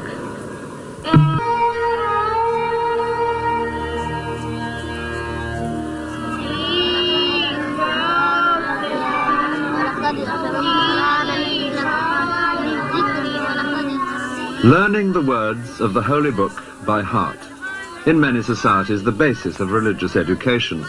These are children in a mosque in India.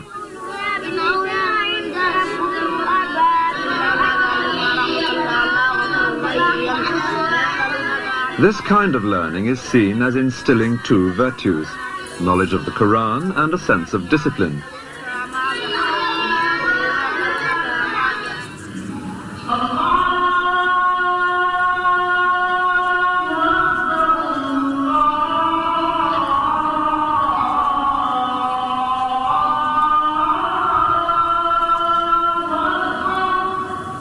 Adults now in the mosque at Lahore.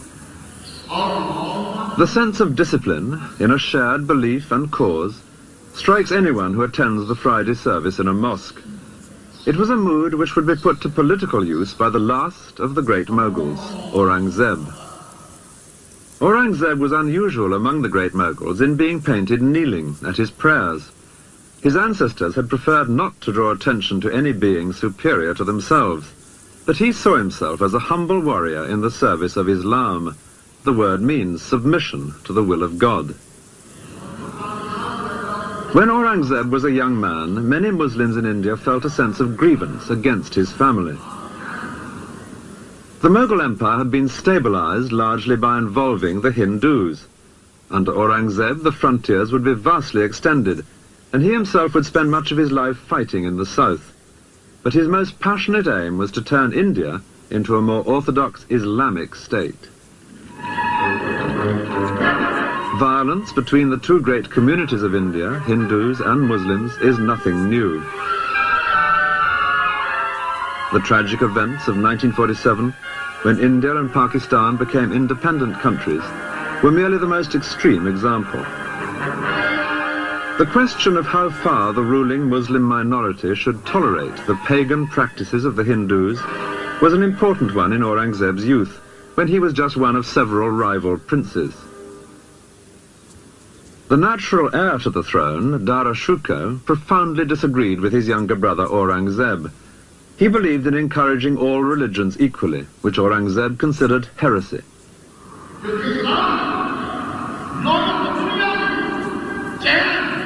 The Quran gives clear guidance. Muslims must allow Jews and Christians to worship freely, but should place restrictions on other religions. It had been Mughal policy to lift these restrictions from the Hindus, but this offended the more orthodox in the Muslim community.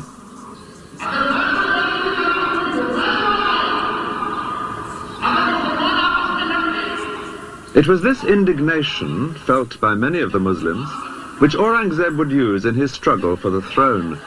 His family had betrayed the faithful. He would defend the faith.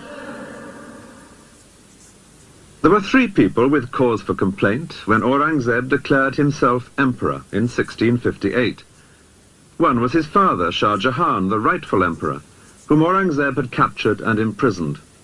Another was Dara Shikoh, Shah Jahan's favourite and his intended heir. And then there was a younger brother, Murad Bakhsh, whom Aurangzeb had once proclaimed as the prince who should succeed, instead of the heretic Dara Shukar. When it finally came to a pitched battle, Dara Shukar was defeated by the combined armies of his younger brothers, and from that moment Aurangzeb, seen here in green, systematically set about removing each of these three living obstacles to his own rule. His immediate concern was his elder brother. Dara Shukar had fled from the battlefield on his elephant. With his father's blessing, he had then ridden fast to seize the imperial treasure. The intention was to buy himself another army with which to fight Aurangzeb. The first stop was Shah Jahan's new fort at Delhi. Here there was great wealth, but Aurangzeb was hard on his heels. The same thing in Lahore. Again, vast treasure. Again, no time to transform it into trained soldiers. After 6 months in remote places, Dara Shukar did at last return with an army, and the two rivals confronted each other in the hills surrounding the town of Ajmer, some 300 miles south of Lahore. These marble pavilions by the lake at Ajmer were built for Shah Jahan, two of whose sons were now fighting their final battle a few miles away. And on the day of that battle, there could be seen here a strange assembly of elephants, women and children, eunuchs, all nervously waiting. They were Dara Shukar's harem with the remains of his treasure. They were ready to set off at a moment's notice because he'd told them that if he lost the battle, he would join them here so that they could flee together into the desert to escape his murderous brother. Well, he did lose the battle, and in the chaos he managed to miss even this vital rendezvous. The women and the eunuchs waited here as long as they could, and then fled without him. Miraculously, they managed to join up with him a few weeks later, but ahead lay an ultimate betrayal. Shah Jahan had sentenced a local ruler to be trampled to death by elephants, and Dara Shukar had saved the man's life, pleading the special influence of a favourite son to ask for pardon. Now surely was the time to call in old debts. Dara and his family arrived in the man's territory. For a few days, they were royally entertained. And then, most treacherously, Dara Shukar and his 15-year-old son were seized. The ruler had decided where his best advantage lay.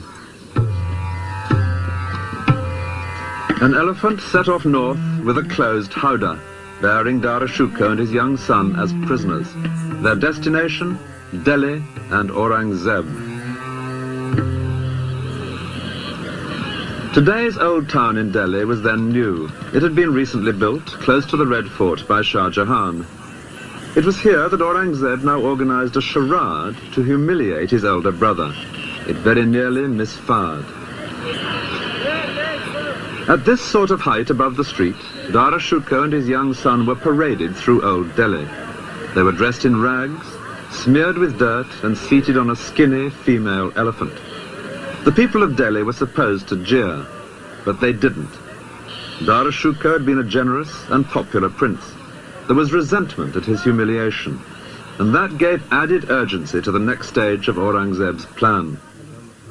Learned and holy men play an important part in the legal system of Islam, and Aurangzeb now set up a committee of such people to advise on the fate of his brother, whom he described as the chief of the atheists. The holy men, after due consideration, recommended death. Aurangzeb then let it be known that he himself would have preferred exile for his brother, but he bowed to religious authority, and the deed was soon done.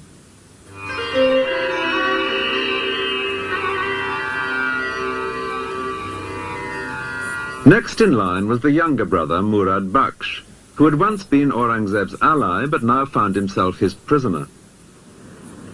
Aurangzeb kept him in the impregnable fortress of Gwalior. He had captured him by a ruse which violated not only brotherly ties, but even the laws of hospitality. Aurangzeb had invited Murad to dine in his tent at a time when they were still allies. Aurangzeb himself was much too pious a Muslim to touch alcohol, but there was plenty of wine for Murad. And afterwards, Aurangzeb suggested a soothing massage from a beautiful slave girl. Murad fell asleep, knowing that his own guard was standing watch over him to warn of any danger.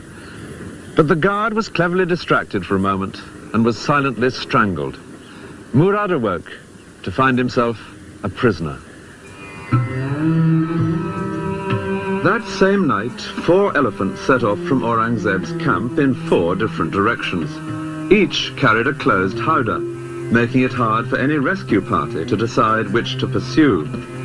The one with Murad Baksh inside delivered him to a succession of prisons, and eventually to the dark security of Gwalior.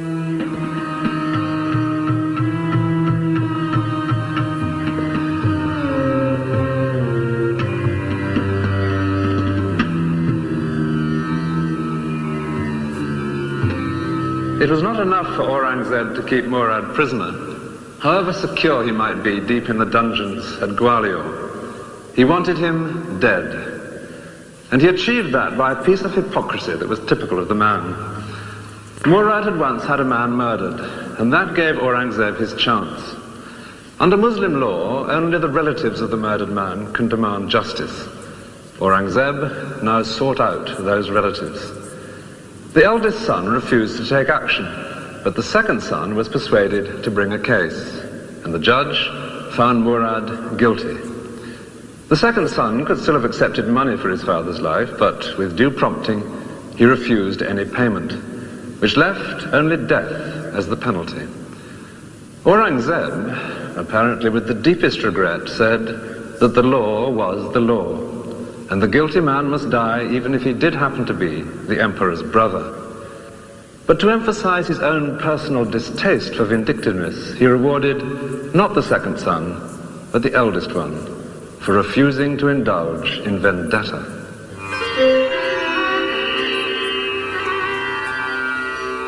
Only one man living could now deny Aurangzeb's claim to the throne, the prisoner in the Red Fort at Agra, Shah Jahan.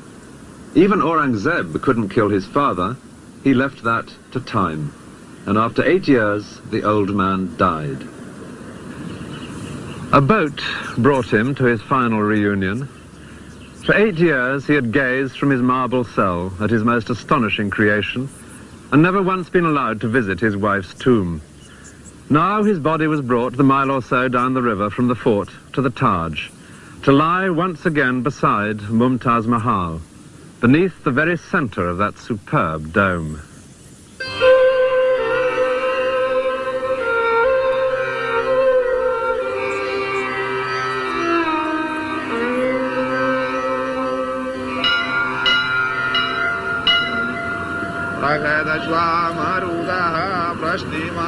For the Hindu majority, Aurangzeb's firm hold on the throne was unwelcome news.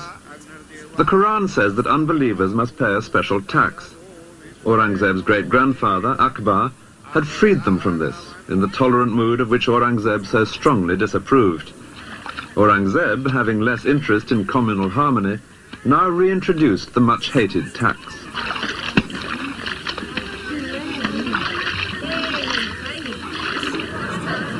It was in the ancient and powerful Hindu city of Jodhpur that opposition to Aurangzeb first came to a head.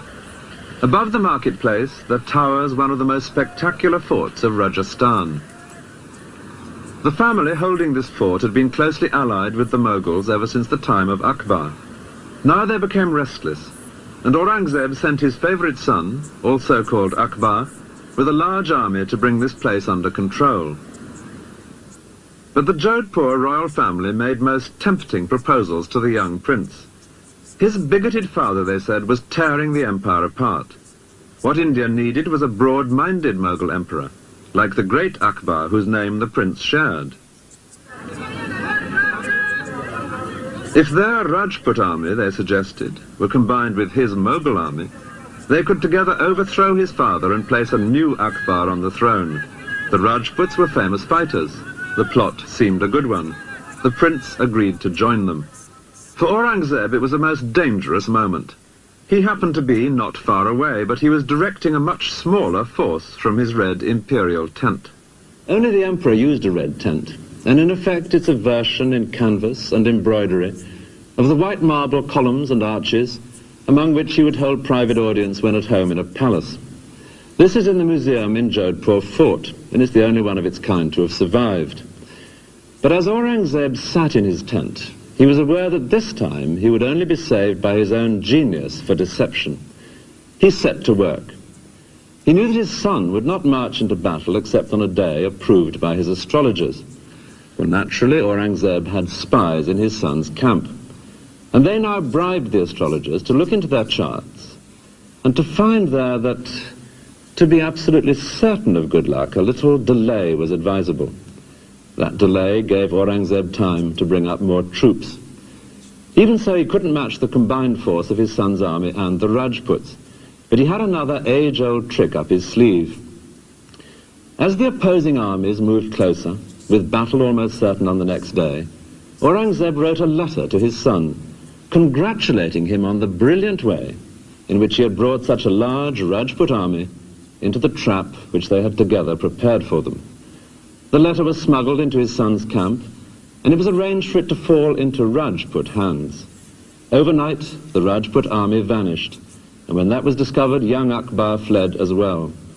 His father was not the man to be so easily toppled. The area into which Akbar headed was the wild mountainous region south of the Mughal Empire, known as the Deccan. This was the part of India which successive Mughal emperors had found most difficult to subdue. The reason was simple, but not simple enough to deter Aurangzeb. This was perfect terrain for any guerrilla force, striking unexpectedly at a conventional army and then vanishing. And during Aurangzeb's reign, a ruler had emerged here who was a classic leader of guerrillas. His statue can be found today in many Indian towns, because he became, in our own century, a symbol of how Hindus could drive out oppressors, by implication the British. His name was Shivaji, and his successes, according to one Indian historian, proved that the Hindu race can build a nation. The countryside inland from Bombay is dotted with forts, which Shivaji captured and held, such as this one at Panhala. This dramatic figure in Panhala suggests very well what Shivaji came to stand for. It's a modern statue of one of the generals who fought with him against Aurangzeb, but its spirit of bravado, like something from a child's book of legends, is exactly in keeping with Shivaji's own image. He came to seem almost like Robin Hood, mercilessly teasing and baiting the much more powerful Mughals in exploits which were often positively cheeky. Once he and his men cut a hole in the outer fence of a Mughal camp and made their way right to its centre, in among the general's harem, killing many of his attendants before slipping away again. On another occasion, he himself escaped from Mughal captivity by being carried out hidden in a large basket of cakes and sweets. This romantic character had died the year before Aurangzeb's son rebelled, and the young prince came down to these regions to join forces with Shivaji's son. Aurangzeb decided to pursue him south, to punish this impertinent alliance. It was to be a turning point, not only in the reign, but even in the history of the entire Mughal Empire itself. Aurangzeb was already 62. He would grow old campaigning in the south, trying to subdue this turbulent region long after his son Akbar had thought better of it and slipped away to Persia. The heartland of the Mughal Empire had long been this area. Aurangzeb would add vast territories to the south, and in the last 27 years of his life he never once set foot outside this area, representing a drastic change of policy. With this move south, the centre of gravity of the Mughal Empire shifted. The places connected with Aurangzeb are all down here. Aurangabad, the city named after himself, which he virtually made his capital. The numerous Hindu forts which he constantly tried to wrest from the followers of Shivaji, such as Panhala. And the capital cities of the two great southern Muslim kingdoms which he was determined to conquer, Hyderabad and Bijapur. Both had held out against his ancestors. Both, to his great pride, would fall to him. Bijapur after a long siege in 1686. And at Hyderabad, the next year, he captured the greatest fort of all. But his men finally got inside these defences not by force of arms, but by bribery. Money would increasingly become the only way his sieges were brought to a successful end. Through this countryside, Aurangzeb would move back and forth with 500,000 people, his army and camp followers. But however far they marched, and however many forts they took possession of, the situation somehow never seemed to get any better. This hilltop fort of Panhala is typical of the frustrations of Aurangzeb's last years. Soldiering on well into his 80s, he was like an old bear plagued by bees. He would take a fort and fill it with his soldiers, and then as soon as he'd moved on, the enemy would take it back again. He'd first captured this one in 1691, and now, 10 years later, here he was, back again trying to capture it once more. And it's at that moment that we have an unexpectedly vivid picture of the stubborn old man. Most improbably, at this place, miles from anywhere, a British ambassador arrived from the court of William III, hoping to open up trade. He found chaos, a vast, insanitary camp, deep in mud, with despair and corruption and drunkenness among the troops. The shining exception was Aurangzeb himself, now aged 82. The ambassador describes him passing through the camp to visit the siege works. He was all white, robe, turban, beard.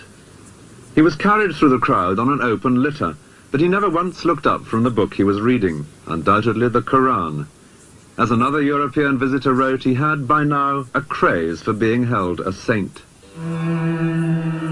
He was 89 when he finally died, and he died as he had hoped, on a Friday, the Muslim holy day, just after saying his prayers. This building, a few miles from Agra, is an example of how affairs at the centre of empire had gone from bad to worse during Aurangzeb's long absence. It is the tomb of his great-grandfather Akbar, a holy place indeed for the family. Yet this tomb was now pillaged by the local population.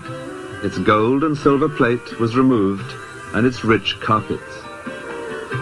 It was just one example of the anarchy which would destroy the empire towards the end of Aurangzeb's reign and after his death.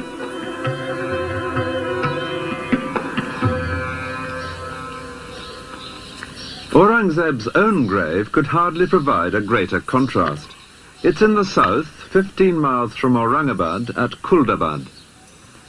No great gateways and gardens and terraces here, just small whitewashed courtyards leading to a flight of 3 steps.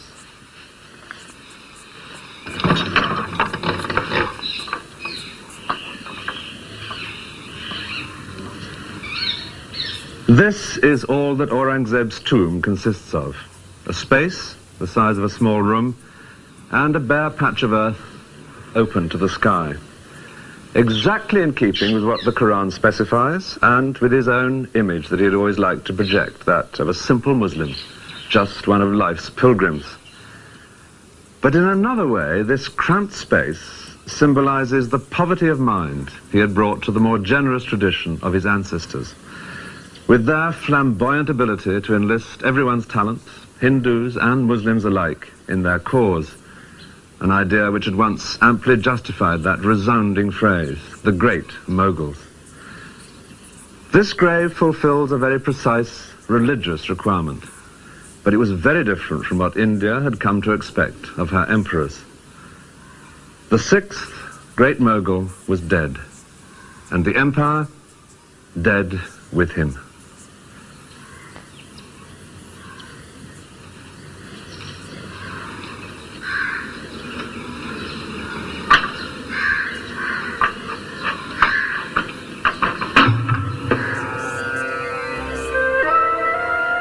Many of the later Indian princes were descended from men who grabbed parts of the Mughal Empire after Aurangzeb's death. It was in the resulting chaos that the British stepped in, just as the Mughals had 3 centuries earlier. Aurangzeb's descendants were still officially emperors, though increasingly powerless, until at last the imperial title was transferred to Queen Victoria. The British Raj certainly had its own moments of splendour, in a tradition of pomp and ceremony which continued right up to the end of empire in 1947.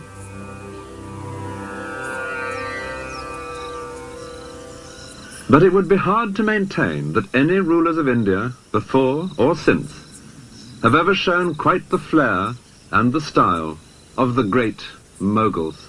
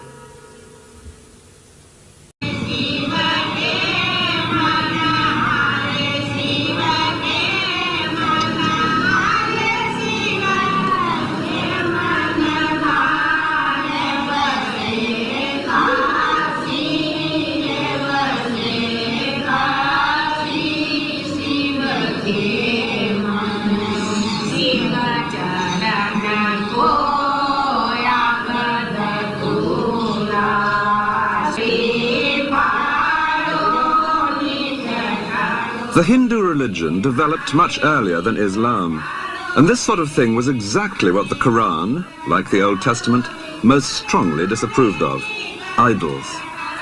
But Babur was too fascinated by life to waste much time on indignation. Instead, he was soon writing a section in his diary entitled Description of India. It begins boldly. India, he notes, is extensive, full of people, and full of produce.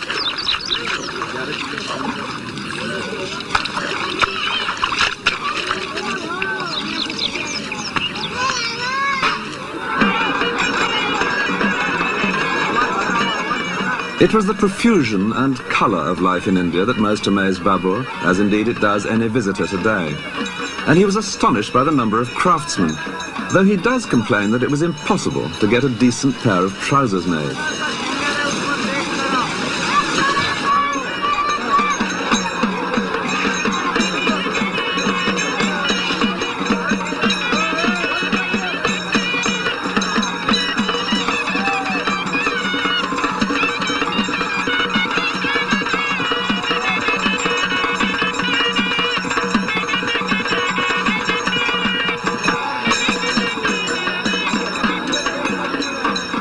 With all wealth depending in the end on what the land and human skill can produce, it was perfectly evident that there were better pickings to be had here than in Afghanistan. Though in India's summer heat, Babur did always feel dreadfully homesick for the mountains of his youth.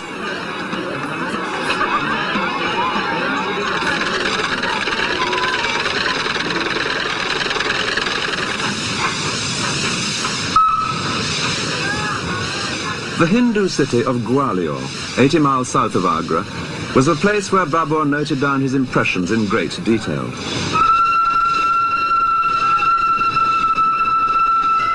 He first came here on September the 27th, 1528. That day he had earache, and so had taken opium, which was causing him to vomit when he visited this great fort. But, like any good tourist, he put up with that.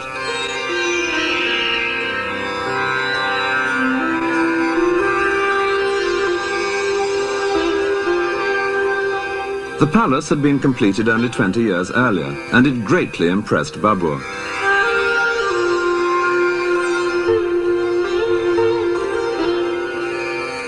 He noted the tiles, which included, he said, the semblance of banana trees.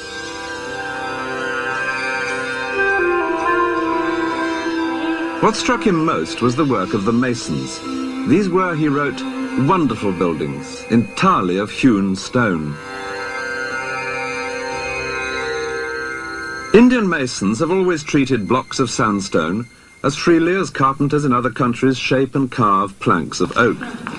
Here in these courtyards was a Hindu architectural tradition which Babur's grandson, the Emperor Akbar, would later put. By his late teens, Babur was living more like a bandit than a prince. He and a few followers would roam around, seizing cattle, territory, wealth of any kind. In such a violent world, the villages and towns were all fortified, as indeed most of them still are today. And Babur describes vividly in his diary how he and his men would ride out at night to attack just such a place as this. Under cover of darkness, they would place their ladders against the wall. Often they were seen and had to ride away disappointed. But sometimes they got in, and then, after an exhilarating hand-to-hand fight in narrow lanes, they would take what they fancied, or perhaps persuade this particular village to join their league. Babur's following steadily increased. He was a leader who inspired great loyalty. And then there came a great breakthrough. In 1504, when he was 21, he captured a rich, sophisticated city, one which he would hold for the rest of his life, and which he came to think of as his real home.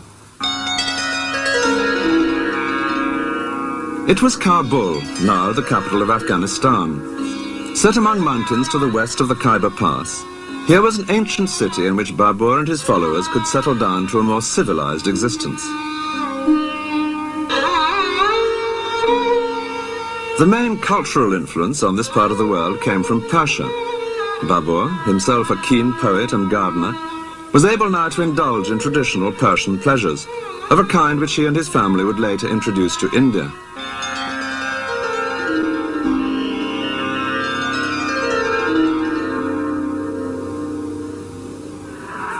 But a ruler in those days could never relax for long. A regime based only on military power needed constant new conquests to bring in more territory, more wealth. In three directions, Babur's kingdom at Kabul was unable to expand. To the north was a powerful new ruler who had been grabbing vast territories, including Babur's ancestral kingdom. To the west was the even more powerful empire of Persia. To the south, desert. That left only the east through the Khyber Pass. Northern India was ruled by many rival princes, too busy fighting each other to be likely to combine against an invader, and the prize was a rich one. India was fertile, and an army could advance unopposed in these vast plains after victory in a single pitched battle. When the time for that battle came, Babur would have one great advantage, a magic new weapon.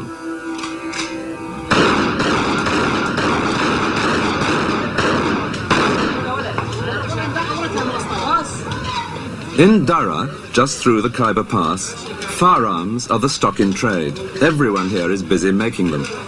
But when Babur came this way with his new muskets, which had reached him from Persia, no one knew what these strange objects were. He describes tribesmen making obscene gestures at this weapon that fired no arrow, until it went off in their direction.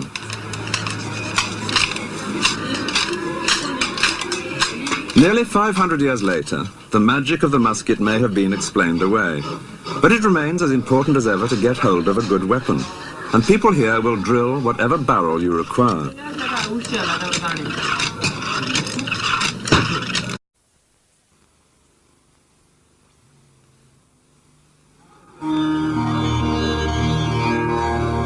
For 200 years, a single family dominated India and astonished the world, a family known to history as the Great Mughals.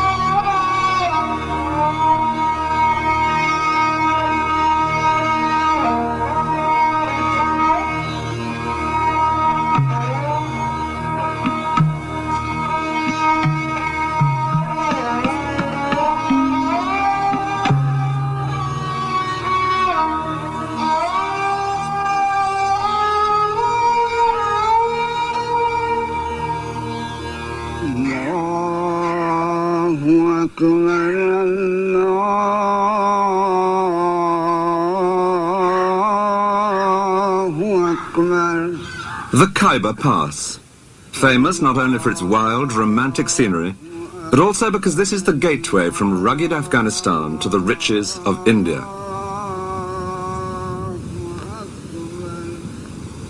Through these mountains have come a succession of great conquerors, restless for new lands to plunder. Alexander the Great came by, so did Genghis Khan, and Tamburlaine.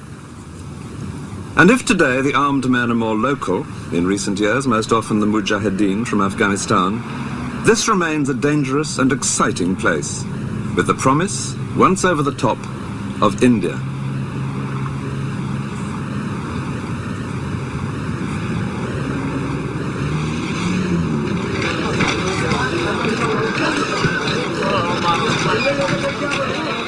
The first large town through the pass is Peshawar, now in northwest Pakistan. This has always been a busy meeting place of merchants and adventurers, and no doubt the armies of those conquerors contributed their bit too to the racial mix, passing back through here with the spoils of India on their way home.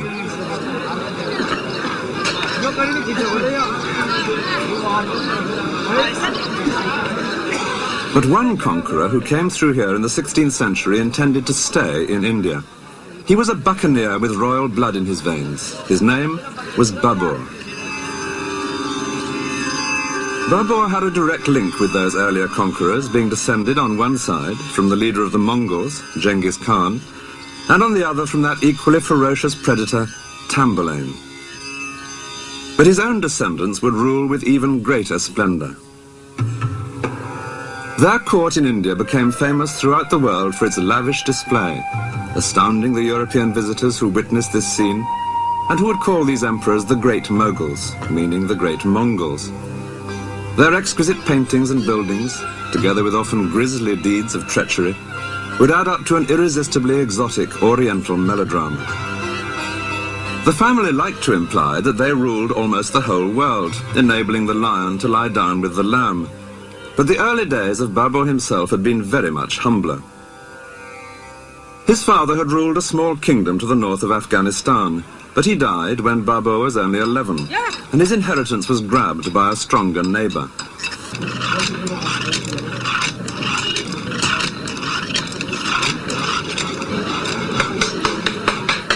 Every day, as the customers try out the wares, the valley resounds with gunfire.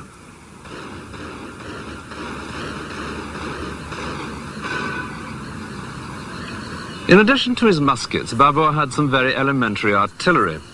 He had a Turkish gunner by the name of Ustad, meaning master, who'd been able to cast a mortar for him. A tubby vessel, something the shape of a deep vase, which when tilted upwards could fire a large stone for almost a mile. Babur had vastly enjoyed watching the hot metal being poured to cast this ultimate deterrent, and he loved the excitement when it was fired. The mortar could only manage 12 shots a day, so each one was something of an event, of which Babur kept himself well informed. A typical entry in his diary reads, "At the midday prayer, a person came from Ustad saying, 'The stone is ready. What is the order?' The order was, 'Fire this stone off, but keep the next till I come.' But if the big mortar was just a wonderful toy, it was the muskets which would make the real difference. When Babur advanced into India, he would face a vast array of elephants and cavalry, a living force far greater than anything that he could match. But with his muskets, he was able to rely on a tactic which is now familiar to all of us from countless westerns. He lashed together 800 wagons with rawhide ropes, and behind this barricade, his musketeers only had to wait till the vast, glittering ranks of Indian elephants and cavalry came within range.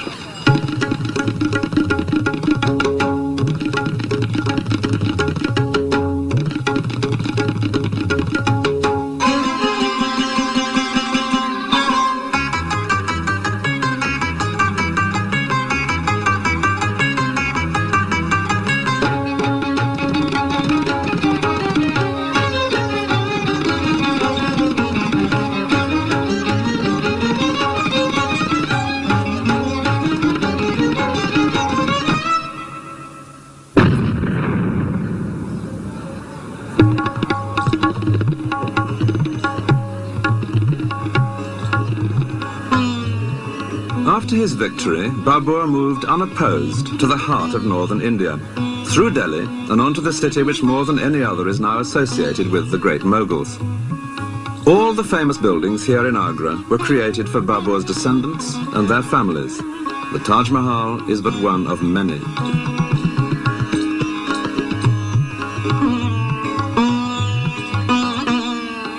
In this city, which would later display to the world his family's magnificence, Babur had a foretaste of the wealth of India. Among the booty captured here was a rather large diamond, the Koh-i-Noor, which is now the jewel in the crown of the British crown jewels.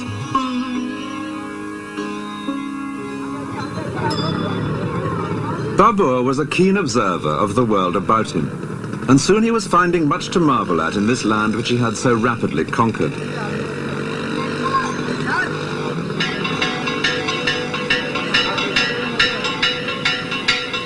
Here was a culture entirely different from the Muslim world, which had so far been the limit of his own experience, a scene of colourful and noisy ritual, and one in which women, whether in stone or in flesh, played a far more visible role, as here in a temple in Udaipur, to excellent effect. There was one aspect of Gwalior which deeply displeased Babur, the famous Jain carvings in the rock face. These idols, confided the emperor to his diary, are shown quite naked, without covering for the privities. I, for my part, ordered them to be destroyed. Upon his orders, the faces and the offending privities were smashed. Modern restorers seem to have partly agreed with him. Only the faces have been replaced.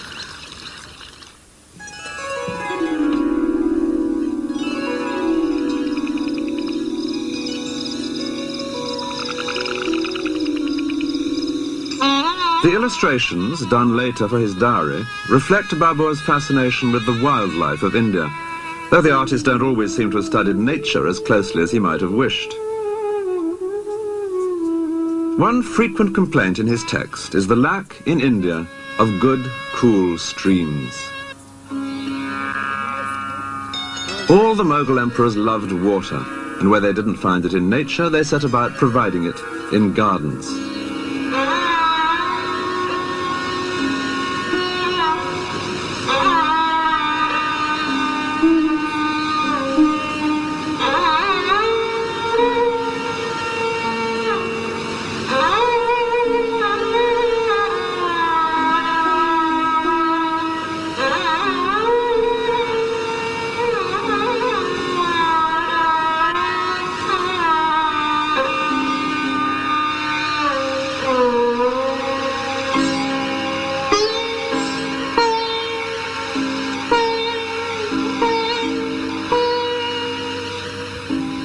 This garden in Agra, the Rambagh, is believed to have been laid out by Babur himself. It follows the rectangular system of the water gardens of Persia, just as in the paintings.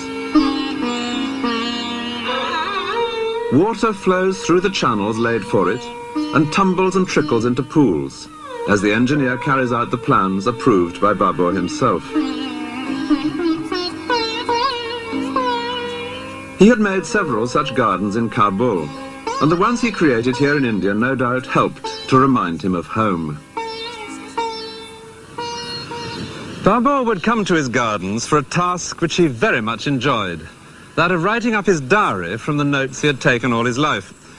And the tale he had to tell was among the most romantic of life's basic plots, the rags to riches story, from the early days, with sometimes just a couple of hundred followers, to all the wealth of India. And it was here in Agra that he decided to celebrate his success. He would give a sort of empire warming party. Word was sent out that all who had helped him on his way should come to receive fitting benefits. Even quite humble people were invited. A man who had once helped him across a river on a raft, some peasants who had sheltered him in Afghanistan. It took a couple of years for all the guests to arrive, and then there was a huge feast, with Babur under a pavilion in the centre, and the guests stretched out in a great semicircle of 100 yards or more. There was much present giving, and dancing, and acrobatics, and general self-satisfaction.